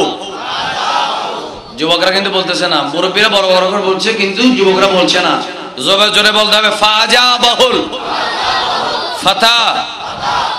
আরো জোরে মিন দাখিলিল, এক একটা মেঘের আওয়াজের মতো করেন, মিন দাখিলিল কবরে ইয়া উমর কাদ আতানিহিমা রব্বি, সবাই ফিল জান্নাতে মাররাতাইন মাররাতাইন মাররাতাইন, সবাই জোরে বলেন মারহাবা। আল্লাহ আমাদের হেদায়েতের উপরে থাকা তৌফিক দেন। হযরত ওমর রাদিয়াল্লাহু তাআলা এই যুবক এর কবরের উপরে দাঁড়িয়ে যখন বললেন, যুবক রে, যে আল্লাহর ভয়ে মারা যায়, আল্লাহর সামনে দাঁড়াইতে হবে এই ভয় যার অন্তরে থাকে, আল্লাহ বলেছেন তার জন্য জান্নাতান, দুইটা জান্নাত। কয়টা জান্নাত? এই কথা বলার পরে আশেপাশে যারা ছিল এবং হযরত ওমর নিজের কানে শুনলেন, কবরের ভিতর থেকে যুবক ডাক দিয়ে বলে, ওমর রে, আমি কবরে আসা মাত্র আমার আল্লাহ আমাকে আমার দুইটা জান্নাত দেখিয়ে দিয়েছে। সবাই তিনবার বলেন আল্লাহু আকবার, আল্লাহু আকবার, আল্লাহু আকবার। আমরা কবর থেকে জান্নাত দেখতে চাই কি চাই না? আর যে যুবকরা গান শোনো, যে যুবকরা মিউজিক করো, যে যুবকরা রাত 12টা 1টা 2টা পর্যন্ত কানে হেডফোন লাগিয়ে মা জানে না বাবা জানে না গান শোনো, গানের অনুষ্ঠানের আয়োজন করো, গান গাও, মেহেদি অনুষ্ঠানের আয়োজন করো। আমাদের নুরি সাহেব হুজুর এগুলো ভালো বলে, আমি অনেক সময় বলতে গেলে মুরব্বীদের দিকে তাকিয়ে বলতে পারি না, লজ্জা হয়, বয়স কম বলে। অনেক বাবা আছে ফরজগার, পাঁচ ওয়াক্ত নামাজি, ফেকেজ অনুষ্ঠানের টাকা ছেলের হাতে দিয়ে মসজিদে বসে থাকে। ঠিক কিনা বলে না ভাইরা আমার? ছেলে বিদেশ থেকে আসছে, বড় শখ, মেয়ে বলে যে আমার বান্ধবীদের সবার বিয়েতে প্যাকেজ হয়েছে, আমার বিয়েতে যদি গান না হয় আমার ফেস্টিজের শাখাটা ফুটা হয়ে যাবে, এজন্য বাবা গো আমি জীবন একবার আমারে বিয়ে দিবা। আগে মহিলারা কথাও বলতো না, কবুলও বলতো না, এখন বলে কোন বিউটি পার্লারে যাবে সেই নিয়ে আলোচনা করে মার সাথে। জোরে বলে না ঠিক কিনা? আগে কবুল বলতে লজ্জা পাইতো, এখন কোন বিউটি পার্লারে যাবে সেটা মাকে নিয়ে কি করে পরামর্শ করে, কয় ইঞ্চি ময়দা দিবে মুখের উপরে সেটা নিয়ে আলোচনা হয়, মিটিং হয়। তারপরে দীর্ঘ গবেষণার পরে বান্ধবীদের লিস্টিক কে কে আসবে না আসবে, বান্ধবীদের কারা কোন কালারের শাড়ি পরবে সেটা নিয়ে মিটিং হয়। চিৎকার দিয়ে বলেন না ঠিক কিনা? অনেকে বলতে পারেন হুজুর আপনি কিভাবে জানেন? আমি তো আকাশেও থাকি না, জমিনের নিচেও থাকি না, আমি তো মাটির উপরে থাকি। আরো জোরে বলে না ঠিক কিনা? আমি তো মাটির উপরে থাকি, আমাদেরকে মাঝে মধ্যে বিয়ে পড়ানোর জন্য ক্লাবে যাইতে হয়। কিন্তু আমি আরেকটা মাহফিল এখানে বলেছিলাম, ক্লাবে বিয়ে পড়ানো আমি 8 বছর আগে বন্ধ করে দিয়েছি। আমি বলেছি ক্লাবে আমি বিয়ে পড়াবো না, কারণ যেখানে গুনার বাজার সেখানে রাসূলের সুন্নাত হতে পারে। অনেক বাবারা আছে, বৃদ্ধরা আছেন, খুব ভালো মানুষ, আমি তাকে সম্মান করি, সালাম দিই, কিন্তু তিনি যে টাকার মোদাটা কি বলে যে বান্ডিলটা নিজের ছেলের হাতে দিয়ে বলে যে মেহেদি অনুষ্ঠানে গান টান যারা হবে তাদেরকে খাবার দাবার ভালোভাবে দিবি, যারা গান গাইবে, আর নাসার পরে যখন মানুষের কোমর ব্যথা হবে সবাইকে রং চা খাওয়াবি, রং চার বাজেটও দিয়ে দে। বুড়া মানুষ বেঠিক হলে বেঠিক বলেন, ঠিক হলে ঠিক বলেন, ঠিক বলতেছি। একসাথে নাচেনি না? না, বুড়া মানুষ কিভাবে নাচবে? হ্যাঁ, হায় আল্লাহ, বুড়া নাচে না। আল্লাহ আমাদেরকে নাচ থেকে হেফাজত করুক। এখন নাচ অনেক জায়গায় শুরু হয়ে গেছে। যাক, আসেন, গান কি, গানের দ্বারা কি হয় জানার দরকার আছে। বুখারী শরীফ, আবার এটা কিন্তু সবাই মানবে, এটা কেউ অস্বীকার করবে না, এটা মানবে সবাই। বুখারী শরীফ কিতাবুল আশ-শাবা, বাবু মা জাআ ফী মান ইস্তাহিল্লুল খামর ওয়া ইসাম্মিহি বিগাইরি ইসমিহি, হাদিস নম্বর 5590। বলেন 5590। সাহাবীর নাম হযরতে, প্রথমে বলেন হাদ্দাসানা আব্দুর রহমান ইবনে গানাম আল-আশআরি ক্বালা হাদ্দাসানি আবু আমির আও আবু মালিক আল-আশআরি। হযরত আবু আমির অথবা দুইজনের নাম আছে আবু মালিক। কয়জনের নাম? দুইজন, আবু মালিক অথবা আবু আমির আশআরি। তিনি বলেন ওয়াল্লাহি মা কাযাবানি সামিআন নবী সাল্লাল্লাহু আলাইহি ওয়াসাল্লাম ইয়াকুল। তো তিনি বলতেছেন যিনি সাহাবীদের থেকে রওয়ায়াত করেন তিনি বলেন আল্লাহর কসম তিনি নবী থেকে শুনে শুনে আমাকে বলেছেন, সাহাবী নবী থেকে শুনে বলেছেন, লা ইয়াকুনান্না মিন উম্মতি, আমার উম্মতের মধ্যে এমন কিছু আকওয়ামন, এমন কিছু গোত্র হবে, গোষ্ঠী হবে, জাতি হবে, মানুষ হবে, ব্যক্তি হবে, বুড়া হবে, জওয়ান হবে, মহিলা হবে, নারী হবে, পুরুষ হবে, এমন কতগুলো মানুষ, ইয়াস্তাহিল্লুনাল হিরা, যারা অবিবাহিত অর্থাৎ বিয়ে ছাড়া যারা নারীদেরকে হালাল মনে করবে, বুঝে নিবেন, বিবাহ ছাড়া যারা নারীদেরকে হালাল মনে করবেন, এক ওয়াল হারিরা, যারা রেশমি কাপড়, সিল্কের কাপড় যেগুলো পোকা দিয়ে তৈরি করা হয়, পুরুষ যদি হয় এগুলো হারাম, নারীর জন্য জায়েজ। রেশমি কাপড় পুরুষের জন্য, সবাই বলেন, আরে হারাম বলেন না, পুরুষের জন্য রেশমি কাপড়, নারীর জন্য জায়েজ, এগুলো আরবিতে হারির বলা হয়। এক, যারা জেনাকে হালাল মনে করবে, ওয়াল হারিরা, যারা পুরুষরা রেশমি কাপড় হালাল মনে করবে, ওয়াল খামরা, যারা মদকে জায়েজ মনে করবে, হালাল মনে করবে এগুলো কিচ্ছু না, আমার ছেলের জন্য বিয়েতে এগুলো এরকম হতেও পারে, মদটা একটু খেতে পারে, ওয়াল মাআযিফ, এবং যারা বাদ্যযন্ত্রকে হালাল মনে করবে, হালাল মনে করে সেগুলো আয়োজন করে টাকা পয়সা দিবে, যেই ঘরের মধ্যে এগুলো হবে, আমার নবী বলেন ওয়ালা ইয়ানজিলান্না আকওয়ামুন, এবার 4টার পরে 5 নম্বর আরেকটা গোষ্ঠী, একটা গোষ্ঠীর 4টা কাজ, 1 নম্বর জেনাকে হালাল মনে করবে, 2 নম্বর রেশমি কাপড় পরাকে হালাল মনে করবে, মাদক ইয়াবা খাওয়াকে হালাল মনে করবে, 4 নম্বর ওই যে বাদ্যযন্ত্র, গান, মিউজিক, ব্যান্ড, শো, এগুলাকে হালাল মনে করবে। তারপরে আরেকটা গোষ্ঠী 5 নম্বর, লা ইয়ানজিলান্না আকওয়ামুন ইলা জামবি আলামিন, তারা কি করবে, পাহাড়ের পাদদেশে গিয়ে বিলাসবহুল ভবন বানাবে, রেস্ট হাউস বানাবে, বিলাসবহুল ভবন বানাবে, এখানে হয়তো বানাবে অথবা আরেকজনের বানানো ঘরে থাকতে যাবে, দুটোটা হতে পারে। ইয়ারুহু আলাইহিম বিসারিহাতিল্লাহুম ইয়াতিহিম ইয়ানি আল ফকির, তাদের কাছে সকাল সন্ধ্যা গরিব মানুষ আসবে, ফকির মানুষ আসবে, লিহাজাতিন, প্রয়োজনে পড়ে, ফায়াকুলুনা, তখন তারা বলবে ফকিরদেরকে, ইরজি ইলাইনা গাদান, আজকে বাংতি টাকা নাই, আজকে বাংতি টাকা নাই। কে বলতেছে? ওই 90,000 টাকা খরচ করছে যে ব্যান্ড শোতে, সে বলতেছে ফকিরকে কালকে আসিও, আজকে বাংতি টাকা নাই। ফায়ুবাইয়িতুহুমুল্লাহ, আমার নবীর হাদিস, বুখারী শরীফ 5590 নম্বর হাদিস, আল্লাহ তাদেরকে ধ্বংস করে দিবেন, আল্লাহর গজব আসুক, এটা আপনারা চান? কি চাই? দেখছেন নি, চাই বলে দিচ্ছে, আল্লাহর গজব আসুক, এটা আপনারা চান?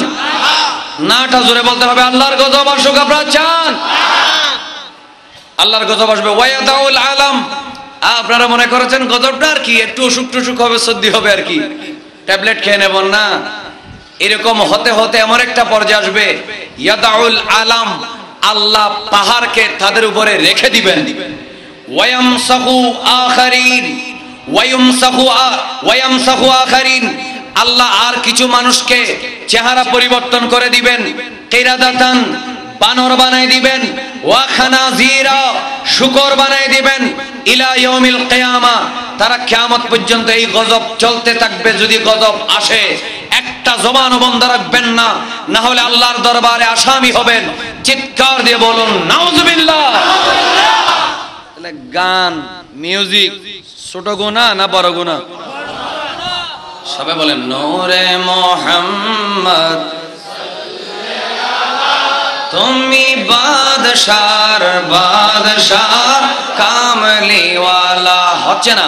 আর জোরে নূরে মুহাম্মদ সাল্লাল্লাহু, তুমি বাদশার বাদশাহ কামলিওয়ালা, তারানে ওয়ালা নবী, বাঁচানে ওয়ালা, জোরে তারানে ওয়ালা নবী, বাঁচানে ওয়ালা, আব্দো को मौला से मिलाने वाला, नूरे मोहम्मद सल्लल्लाहु, तुमी बादशाह সবার কবরের ভয় অন্তরে রাখা দরকার আছে? সবার কবরের ভয় আছে? মরতে হবে? একটু এমন ভাবে বলতেছে যেন মরা এটা একটা অপশনাল বিষয়, মরতেও পারি নাও মরতে পারি, এটা দেন তো বাড়াই দিয়ে সবাই জোরে আমার সাথে আরেকটা গজল পড়েন, তারপর সামনের দিকে যাচ্ছি। আমি আপনাদের জন্য হৃদয়ের খোরাক নিয়ে এসেছি, আলহামদুলিল্লাহ বলেন।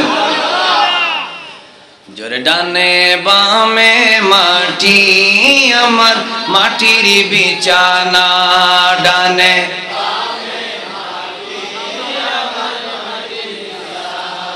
সাড়ে তিন হাতে কবর হবে সবার ঠিকানা, ঠিক না? আরে সাড়ে তিন হাতে কবর হবে, ডানে বামে মাটি আমার মাটির বিছানা, ডানে বামে মাটি আমার। তোমার আমার আপনকে একটু শোনো না, যিনি আপন তিনি আছেন সোনার মদিনা, ঠিক কি না? এই জন্য সোনার মদিনা আওয়াজটা জোরে দেবেন। তোমার আমার আপনকে একটু শোনো না, যিনি আপন তিনি আছেন, হচ্ছে না সোনার মদিনা জোরে হবে, যিনি আপন তিনি আছেন, আর জোরে জোরে যিনি আপন তিনি আছেন। আমার নবী ছাড়া ওই কবরে কেউ তো যাবে না, আমার নবী ছাড়া ওই কবরে কেউ তো যাবে না, ডানে বামে মাটি আমার মাটির বিছানা, ডানে বামে মাটি আমার।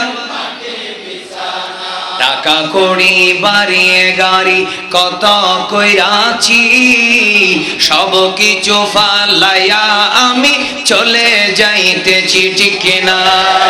আরে টাকা কড়ি গাড়িয়ে বাড়ি কত করেছি, সব কিছু ফালাইয়া আজি চইলা যাইতেছি।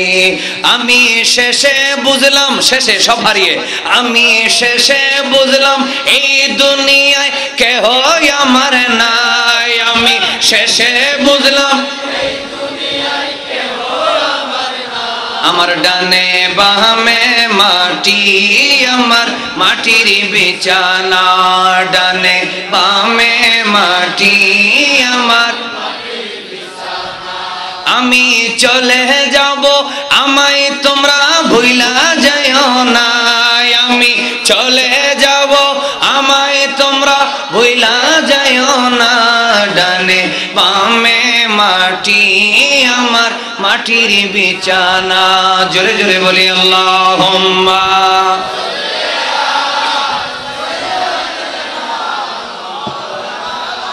মুহাম্মাদ ওয়া আলা আলি।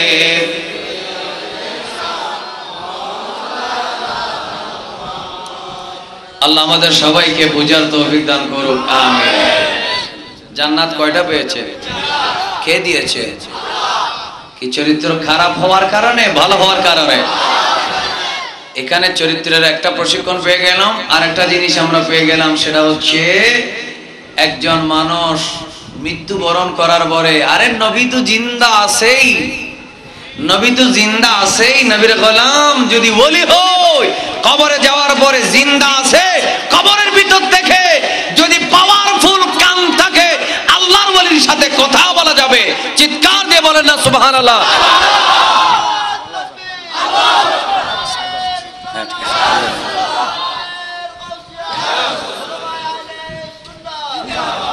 আচ্ছা, আরেকটা হাদিস আমি পড়ব না চিন্তা করছিলাম, আরেকটা হাদিস পড়বো আপনাদের সামনে এখানে কিতাব থেকে, সেটা হচ্ছে সাহাবীরা মৃত্যুবরণ করার পরে কবরে জিন্দা হয়ে যায়, ঠিক কিনা বলেন না ভাই আমার? এটা তো পেলাম। আবার আরো একটা ঘটনা এখন আমি আপনাদেরকে ইনশাআল্লাহ বলবো, সেটা হচ্ছে মা যদি দোয়া করে, মা যদি নেককার হয়, মা যদি দোয়া করে, এটা আমি প্রমাণ করব নবী জিন্দা করতে পারে। আল্লাহর ওলিরা জিন্দা করতে পারে, গৌসে পাক মরা জিন্দা করেছেন, খাজা গরিবে নওয়াজ মরা জিন্দা করেছেন। আরে নয় নয়, একটা মা যদি নেককার হয়, হাত তোলা মাত্র মরা সন্তান আল্লাহু আকবার বলে ডাক দিয়ে মার সামনে দাঁড়িয়ে যেতে পারে। জোরে বলেন, এই ঘটনা আমরা জানতে চাই কি চাই না? এটার জন্য একটু অপেক্ষা করতে হবে। গান বাজানা সম্পর্কে আরেকটু বলি। তিরমিজি শরীফ হাদিস নম্বর 2210, 15টা খাসলত যার থাকবে, আমার নবী বললেন 15টা খাসলত যখন মানুষের মধ্যে এসে যাবে। কয়টা খাসলত? সবাই বলেন কয়টা? 15টা খাসলত যখন এসে যাবে, তখন আল্লাহ রাব্বুল আলামিনের বালা মুসিবত মানুষের মধ্যে নাজিল হবে। নাউযুবিল্লাহ, জোরে বলেন। সাহাবীরা বলেন ওয়ামা হিয়া ইয়া রাসূলুল্লাহ। আল্লাহ রাসূল বলেন ক্বালা ইযা কানাল মাগনামু দুয়ালান, গনিমতের মাল মানে যুদ্ধে পাওয়া কাফেরদের সম্পদ, তার মানে রাষ্ট্রীয় সম্পদ, যখন কি হয়ে যাবে? অনিষ্ট হবে। 2 ওয়াল আমানাতু মাগনামান, আমাকে 1-2 স্মরণ করে দেবেন, আবার 2 এর পর আমি 4 বলে ফেলবো, স্মরণ করে দিবেন। ওয়াল আমানাতু মাগনামান, আমানত যখন মানুষ খেয়ানত করবে। ওয়াজ যাকাতু মাগরামান, যাকাতকে মানুষ যখন জরিমানা মনে করবে। ওয়া তার রাজুলু যাওজাতাহু, কয় নাম্বার বলেন না? 4 নাম্বার। ওয়া তার রাজুলু যাওজাতাহু, মানুষ যখন স্ত্রীর অনুগত হয়ে যাবে, বাধ্য হয়ে যাবে, এত বেশি বাধ্য হয়ে যাবে, বউ যা বলে হ্যাঁ, ওয়া আক্কা উম্মাহু, মা যা বলে না। এরকম আছে কি না? যখন কয় নম্বর বলেছি? 4। হ্যাঁ, যখন না, এটা 4 নম্বর। যখন মানুষ বউয়ের অনুগত হবে, মার অবাধ্য হবে। ওয়াবাররা সাদিকাহু, বন্ধুর সাথে ভালো ব্যবহার রাখবে। ওয়াজাফা আবাহু, বাবার সাথে বেয়াদবি করবে। বন্ধুর সাথে, বন্ধুর জন্য বিল দিবে হোটেলে 1500 টাকা, বাবা যখন 50 টাকা খুঁজবে বলবে যে কালকে দিছি না। বন্ধুর সাথে ভালো আচরণ করবে, বাবার সাথে খারাপ আচরণ করবে। যারা বউয়ের আসলের নিচে চলে গেছে, মার সাথে কি করলো? বেয়াদবি করলো। বন্ধুর সাথে ভালো ব্যবহার করলো, বাবার সাথে বেয়াদবি করলো। ওয়ারতাফাতিল আসওয়াতু ফিল মসজিদ, মসজিদের মধ্যে যখন আওয়াজ বড় হবে। ওয়া কানা যাইমুল কওমি আরজালাহুম, যখন সমাজের নিকৃষ্ট মানুষ নেতা হবে। ওয়া উকরিমার রাজুলু মাখাফাতা শাররিহি, মানুষকে ভালো কাজের জন্য সম্মান করবে না, মায়ের থেকে বাঁচার জন্য সালাম দিবে। সে আমাকে মারবে অথবা মামলা দিবে মিথ্যা, সেজন্য সালাম করবে। যখন মানুষ কার অনুষ্ঠিত থেকে বাঁচার জন্য মানুষকে সম্মান করবে। ওয়াশুরিবাতিল খমর, মদ যখন পান করা হবে। ওয়ালুবিসাল হারির, পশমি পোশাক, রেশমি পোশাক যখন পরিধান হবে। ওয়াত্তুখিজাতিল কিয়ান, গায়িকা যখন আনা হবে, গায়িকা। ওয়াল মাআজিফ, শুধু গায়িকা নয়, পুরুষ হোক নারী হোক, যখন বাদ্যযন্ত্র বাজানো হবে। বিয়ের অনুষ্ঠানে, মেহেদি অনুষ্ঠানে, গায়ে হলুদের অনুষ্ঠানে, বৌবাদের অনুষ্ঠানে, জন্মদিনের অনুষ্ঠানে, বিভিন্ন অনুষ্ঠানে যখন মাআজিফ আনা হবে। ওয়ালাআনা আখিরু হাযিহিল উম্মাহ আউওয়ালাহা, লাস্টে যারা আসবে আগের মানুষগুলোকে লানত করবে। তার মানে আহলে হাদিসরা লাস্টে এসে বলতেছে আবু হানিফা কিচ্ছু জানতো না, গৌসুল আজম আব্দুল কাদের জিলানী এটা আবার কে, খাজা মঈনুদ্দিন ওটা আবার কে। লাস্টে এসে আগের গুলাকে যখন গালি দেওয়া হবে, আল্লাহর নবী বলেন ফালইয়ারতাকিবু ইনদা যালিকা রিহান হামরা, তখন আল্লাহ রাব্বুল আলামিনের পক্ষ থেকে লাল বাতাস, তার মানে হলো সাইক্লোন, ঘূর্ণিঝড়, তুফান আল্লাহর পক্ষ থেকে আসবে। আও খাসফান, এবং মানুষ হঠাৎ করে ভূমিকম্প হয়ে, সুনামি হয়ে, বিল্ডিং ধসে, ঘর ভেঙে মানুষ মাটির নিচে দেবে যাবে, ধসে যাবে। ওয়া মাসখান, মানুষের চেহারা শুকর, কুকুরের মতো, বানরের মতো বিকৃত হয়ে যাবে। চিৎকার দিয়ে বলেন নাউজুবিল্লাহ। নবী ওলির এক জামাত, এই সামনের মার দোয়ার ঘটনাটা বলবো, সবাই একবার স্লোগান দেন, নবী ওলির এক জামাত। বলেন মার দোয়ায়। আমি যে বলতে যাচ্ছি আহলে সুন্নাত ওয়াল জামাতের আকীদা, আল্লাহর ওলিরা মরাকে জিন্দা করতে পারে। আসুন, মাও চাইলে সন্তানকে, মরা সন্তানকে জিন্দা করতে পারে। মা আনা আলাইহি ওয়াসাবি, এই হাদিস থেকে আমি আপনাদের ইনশাআল্লাহ দলিল দেব। আল্লাহ সবাইকে দলিল নিয়ে করে যাওয়ার তৌফিক দেন। তবরুক না নিয়ে গেলে অসুবিধা নেই, দলিল নিয়ে যান। না তবরুক আছে না? দেখি একটা গজল পড়ো তাহলে। আমি চাঁদকে বলি তুমি সুন্দর না, আমার মায়ের মতো। সুবহানাল্লাহ বলেন। যুবকরা আমার চেয়ে আরো আওয়াজ বড় হতে হবে। আমি চাঁদকে বলি তুমি সুন্দর না, আমার মায়ের মতো জোরে বলবেন। আমি চাঁদকে বলি তুমি সুন্দর না, আমার মায়ের মতো। গোলাপকে বলি তুমি মিষ্টি না, আমার মায়ের মতো। সুবহানাল্লাহ বলেন। মা যে আমার সবার সেরা, মা যে আমার সবার সেরা, অনন্তকাল বিরত। আমি চাঁদকে বলি তুমি সুন্দর না, আমার মায়ের মতো। মহব্বতে বলেন মারহাবা। হীরা নাকি শুনি সবচেয়ে দামি, সারাক্ষণ করে ঝলমল। হীরা কি? হীরা নিবে তাকে না ঝলমল করে? হীরা নাকি শুনি সবচেয়ে দামি, সারাক্ষণ করে ঝলমল। তাহার চেয়ে অধিক দামি আমার মায়ের আঁচল। মাকে ছেড়ে চাই না আমি, মাকে ছেড়ে চাই না আমি। হীরা মানিক কত শত, আমি চাঁদকে বলি তুমি সুন্দর নও, আমার মায়ের মতো। মোহাম্মদ সুবহানাল্লাহ বলে। যাদের মা আছে ঘরের থেকে দোয়া করবে, যাদের মা কবরে আছে ইনশাআল্লাহ কবর থেকে দোয়া করবে, ঠিক কিনা বলে? আবারও হীরা নাকি শুনি সবচেয়ে দামি, সারাক্ষণ করে ঝলমল। শব্দটা জোরে বলবেন। হীরা নাকি শুনি সবচেয়ে দামি, সারাক্ষণ করে তাহার চেয়ে অধিক দামি আমার মায়ের আঁচল। মাকে ছেড়ে বলেন, আমরা মাকে ছাড়তে চাই? মাকে ছেড়ে চাই না আমি, মাকে ছেড়ে চাই না আমি। হীরা মানিক কত শত, আমি চাঁদকে বলি তুমি সুন্দর নও, আমার মায়ের মতো। গোলাপকে বলি তুমি মিষ্টি নও, আমার মায়ের মতো। মহব্বতে বলেন আলহামদুলিল্লাহ। আল্লাহ আমাদের মায়ের গান গাওয়ার তৌফিক দেন।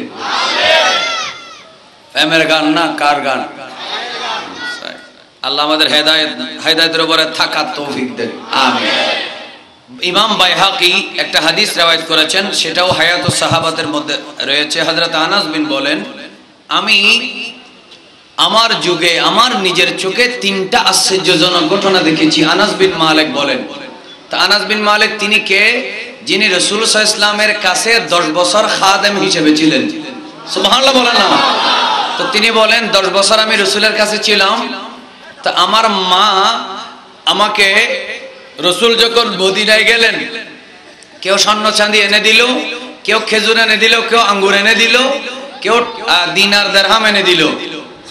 আমার মা আমার রাসূলের সামনে গিয়ে বলে, ইয়া রাসূলুল্লাহ, মদিনার সবাই কিছু না কিছু আপনাকে তোহফা দিয়েছে। আমি উম্মে সুলাইম বিনতে মিলহান, আনাসের মা, আমার আপনাকে দেওয়ার মতো কিচ্ছু নেই। তবে আমার একটা সন্তান আছে, আনাস 10 বছরের বাচ্চা। আমি এই আমার কলিজার টুকরা একমাত্র সন্তানকে আপনি রাসূলকে হাদিয়া হিসেবে দিয়ে দিলাম। তো আনাস বিন মালিক আল্লাহ রাসূল সাল্লাল্লাহু আলাইহি ওয়াসাল্লামের খেদমত করেছেন। আল্লাহ রাসূল হযরত আনাস বিন মালিকের জন্য দোয়া করেছেন, বলেছেন আল্লাহুম্মা বারিক লাহু, আল্লাহ তুমি তার মধ্যে বরকত দাও। আল্লাহ তার সন্তানে বরকত দাও, আল্লাহ তার সম্পদে বরকত দাও। দোয়ার কারণে তিনি মদিনার আনসারদের মধ্যে শ্রেষ্ঠ ধনী হয়ে গেলেন। শুধু তা নয়, মদিনার আনসারদের মধ্যে তিনি এত বেশি হায়াত পেয়েছেন, তিনি তার জীবনে বেঁচে থাকতে আল্লাহ রসুল যখন বললেন আল্লাহ তার সন্তানে বরকত দাও, তিনি এই জীবনে বেঁচে থাকতে 100 অধিক পুত্র নাতি পতি দেখে দুনিয়া থেকে গিয়েছেন।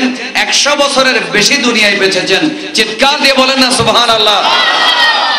সেই আনাস বিন মালিক, যিনি রাসূলের এত ঘনিষ্ঠ সাহাবী, এত ঘনিষ্ঠ সাহাবী, এত ঘনিষ্ঠ সাহাবী, আনাস বিন মালিক কোনদিন মিথ্যা কথা বলতে পারে? আরে সুন্নিরা আওয়াজ দেন, আনাস বিন মালিক মিথ্যা গল্প বলতে পারে? আনাস বিন মালিক বলেন, একদিন রাসূল পাক সাল্লাল্লাহু আলাইহি ওয়াসাল্লামের কাছে এক মা তার ছেলেকে নিয়ে তার ধর্ম ছেড়ে, নিজের এলাকা ছেড়ে, সমাজ ছেড়ে নবীর মহব্বতে মদিনায় এসে গেল। মা কাকে নিয়ে? ছেলেকে নিয়ে।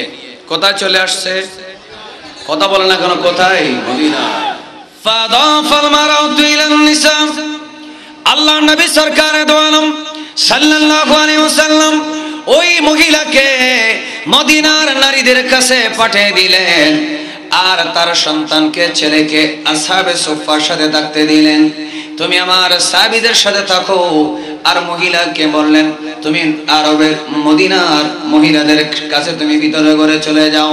কিছুদিন গেল, হঠাৎ করে আনাসাবাহু বাউল মদিনা ফামারিদা ইয়ামান, হঠাৎ করে এই সন্তানের রোগ হয়ে গেল, সুস্থ হয়ে গেল, তার শরীরের মধ্যে অসুখ হয়ে গেল।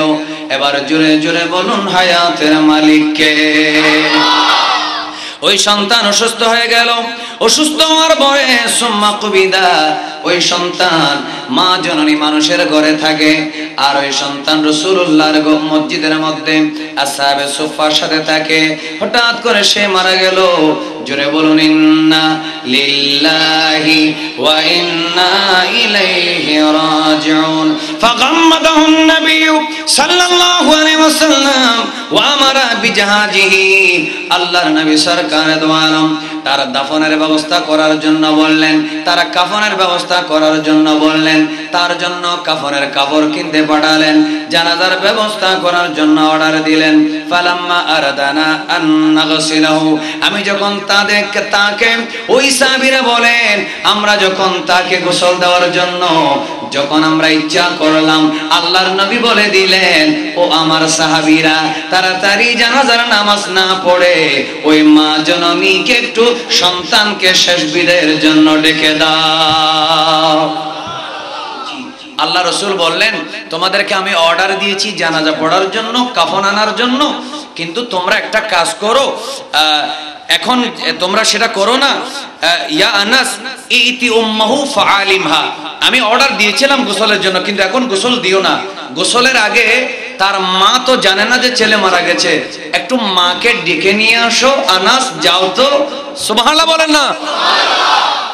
যারা মারা শুনতে পাচ্ছেন নিশ্চয় মায়েরা আজকে খুশি হবেন। মা দোয়া করলে মরা জিন্দা হয়। হয় শব্দটা জোরে বলবেন, জিন্দা হয় কি হয় না? জাহান্নামী জান্নাতি হয় কি হয় না? বদকার ছেলে নেককার হয় কি হয় না? ফাআলিমহা, তাকে জানিয়ে দাও, মাকে বলে দাও, মায়ের কাছে গিয়ে বলে দাও তার সন্তান আর দুনিয়াতে নাই। হযরতে আনাস বিন মালিক রাদিয়াল্লাহু তাআলা বলেন ফাআলামতুহা, আমি ওই মা জননীর কাছে গেলাম, খুব খারাপ লাগছে, তারপরও মাকে বললাম আল্লাহ রাসূল বলতে বলেছেন বলে বলছি, আপনার সন্তান যাকে বুকে নিয়ে ঘর ছেড়ে, বাড়ি ছেড়ে, গোত্র ছেড়ে, ধর্ম ছেড়ে রাসূলের গোলাম হয়েছেন, উম্মত হয়েছেন, জান্নাতের কাফেলার সঙ্গী হয়েছেন, আপনার সন্তান আর দুনিয়াতে নাই। তো মায়ের মন কি আর মানে? কথা বলেন না কেন? মানে? মা কোথায় গেল? ফাজাআত হাত্তা জালাসাত ইনদা কাদামাইহি, মা সোজা দৌড়ে এসে সন্তানকে যেখানে উত্তর দক্ষিণ করে, অর্থাৎ সেখানে মদিনা শরীফে কিবলা যেভাবে শোয়ানো হয় সেভাবে যখন তাকে শোয়ানো হলো, মা এসে পায়ের কাছে বসে গেল। জোরে বলবেন না সুবহানাল্লাহ? ফাখাদাত বিহিমা সুম্মা ক্বালাত, হঠাৎ করে মা জননী তার নিজের গর্ভে ধারণ করা সন্তানের 2 কদম ধরে ফেললো। আখাযাত বিহিমা, আমার নিজের কথা নয়, হাদিসের কথা। আনাস বিন মালিক বলেন, আমি আশ্চর্য হয়ে গেলাম, মা কত বড় ধন, এই দুনিয়ায় তার সাথে কারো তুলনা নেই, ঠিক কিনা? মা তার 2 কদম ধরে ফেললেন। সুম্মা ক্বালাত, এরপরে ডাক দিলেন, আল্লাহুম্মা, ওগো আল্লাহ, ইন্নী আসলামতু লাকা তাওয়া, আল্লাহ আমি তোমার জন্য তোমার আনুগত্য করতে গিয়ে আল্লাহ তোমার সন্তুষ্টির জন্য আমি মুসলমান হলাম। ওয়াখালাফতুল আওসানা যুহুদা, আল্লাহ তোমার ভয়ে আমি মূর্তি পূজা ছেড়ে দিলাম, আমি প্রতিমা পূজা ছেড়ে দিলাম, আমি মাটির তৈরি যে ভগবানগুলো আমরা পূজা করতাম, আগে মনে করতাম, এগুলো আমরা পায়ের নিচে দিয়ে দিলাম। আল্লাহ তোমার জন্য আমি ইসলাম ধর্ম আমি গ্রহণ করলাম। ওয়াহাজারতু লাকা রাগাবাতান, আল্লাহ একমাত্র তোমার সন্তুষ্টির জন্য আল্লাহ ঘর ছেড়ে, বাড়ি ছেড়ে, সবকিছু বিরান ভূমি করে আল্লাহ মদিনা মুনাওয়ারায় তোমার নবীর দরবারে হিজরত করলাম। আল্লাহুম্মা লা তাসমিয়াত বিয়া আবাদাতাল আওসান, আল্লাহ যারা মূর্তি পূজারী, আল্লাহ তাদেরকে তুমি খুশি করো না, আমাকে গালি দেওয়ার সুযোগ দিও না। আল্লাহ মূর্তি পূজারী যারা, তারা বলবে দেখো দেখো ধর্ম ত্যাগ করার কারণে আমাদের মূর্তিগুলার অভিশাপ পড়েছে। জোরে বলুন, বেয়াদবরা বলার সুযোগ আছে কিনা? সুযোগ আছে কিনা বলেন না? বলবে তো, তারা বলবে যে আমাদের মূর্তিগুলা কি পড়েছে, আমাদের লক্ষ্মী সরস্বতীর বদদুয়া পড়ছে। এজন্য আমি কে বলতে, আল্লাহ লা তুসমিত বিয়া আবাদাতাল আওসান, আল্লাহ তাদেরকে তুমি আমাকে গালি দেওয়ার সুযোগ করে দিও না। তারা আমাকে গালি দিয়ে বলবে ঘর বাড়ি ছেড়ে মুহাম্মদুর রাসূলুল্লাহ সাল্লাল্লাহু আলাইহি ওয়াসাল্লামের মহব্বতে পড়ে সব ছেড়ে চলে গেছো, এখন তো আমাদের দেবদেবীর অভিশাপ পড়ে তোর ছেলে মারা গেছে। আল্লাহ এই কথা তারা বলুক, এটা আমি সহ্য করতে পারবো না। ওয়ালা তুহাম্মিলনি মিন হাযিহিল মুসিবা, আল্লাহ এত বড় মুসিবত এই মদিনায় আমার কেউ নেই, আমার বাপ নাই, ভাই নাই, আমার সমাজের কেউ নেই, আল্লাহ তুমি এত বড় মুসিবত আমাকে দিও না। মা লা তাকাতা লি বিহামলিহি, এই মুসিবত বহন করার ক্ষমতা আমি মা জননীর কলিজায় বরদাস্ত করবে না। ক্বালা ফাওয়াল্লাহি মা ইনকাদা কালামুহা হাত্তা হাররাকা কাদামাহু, আমার বাইরা খোদার কসম, আনাস বিন মালিক বলে মা জননীর কথা শেষ হওয়ার আগে সন্তানের 2টা পা হঠাৎ করে নড়ে উঠেছে।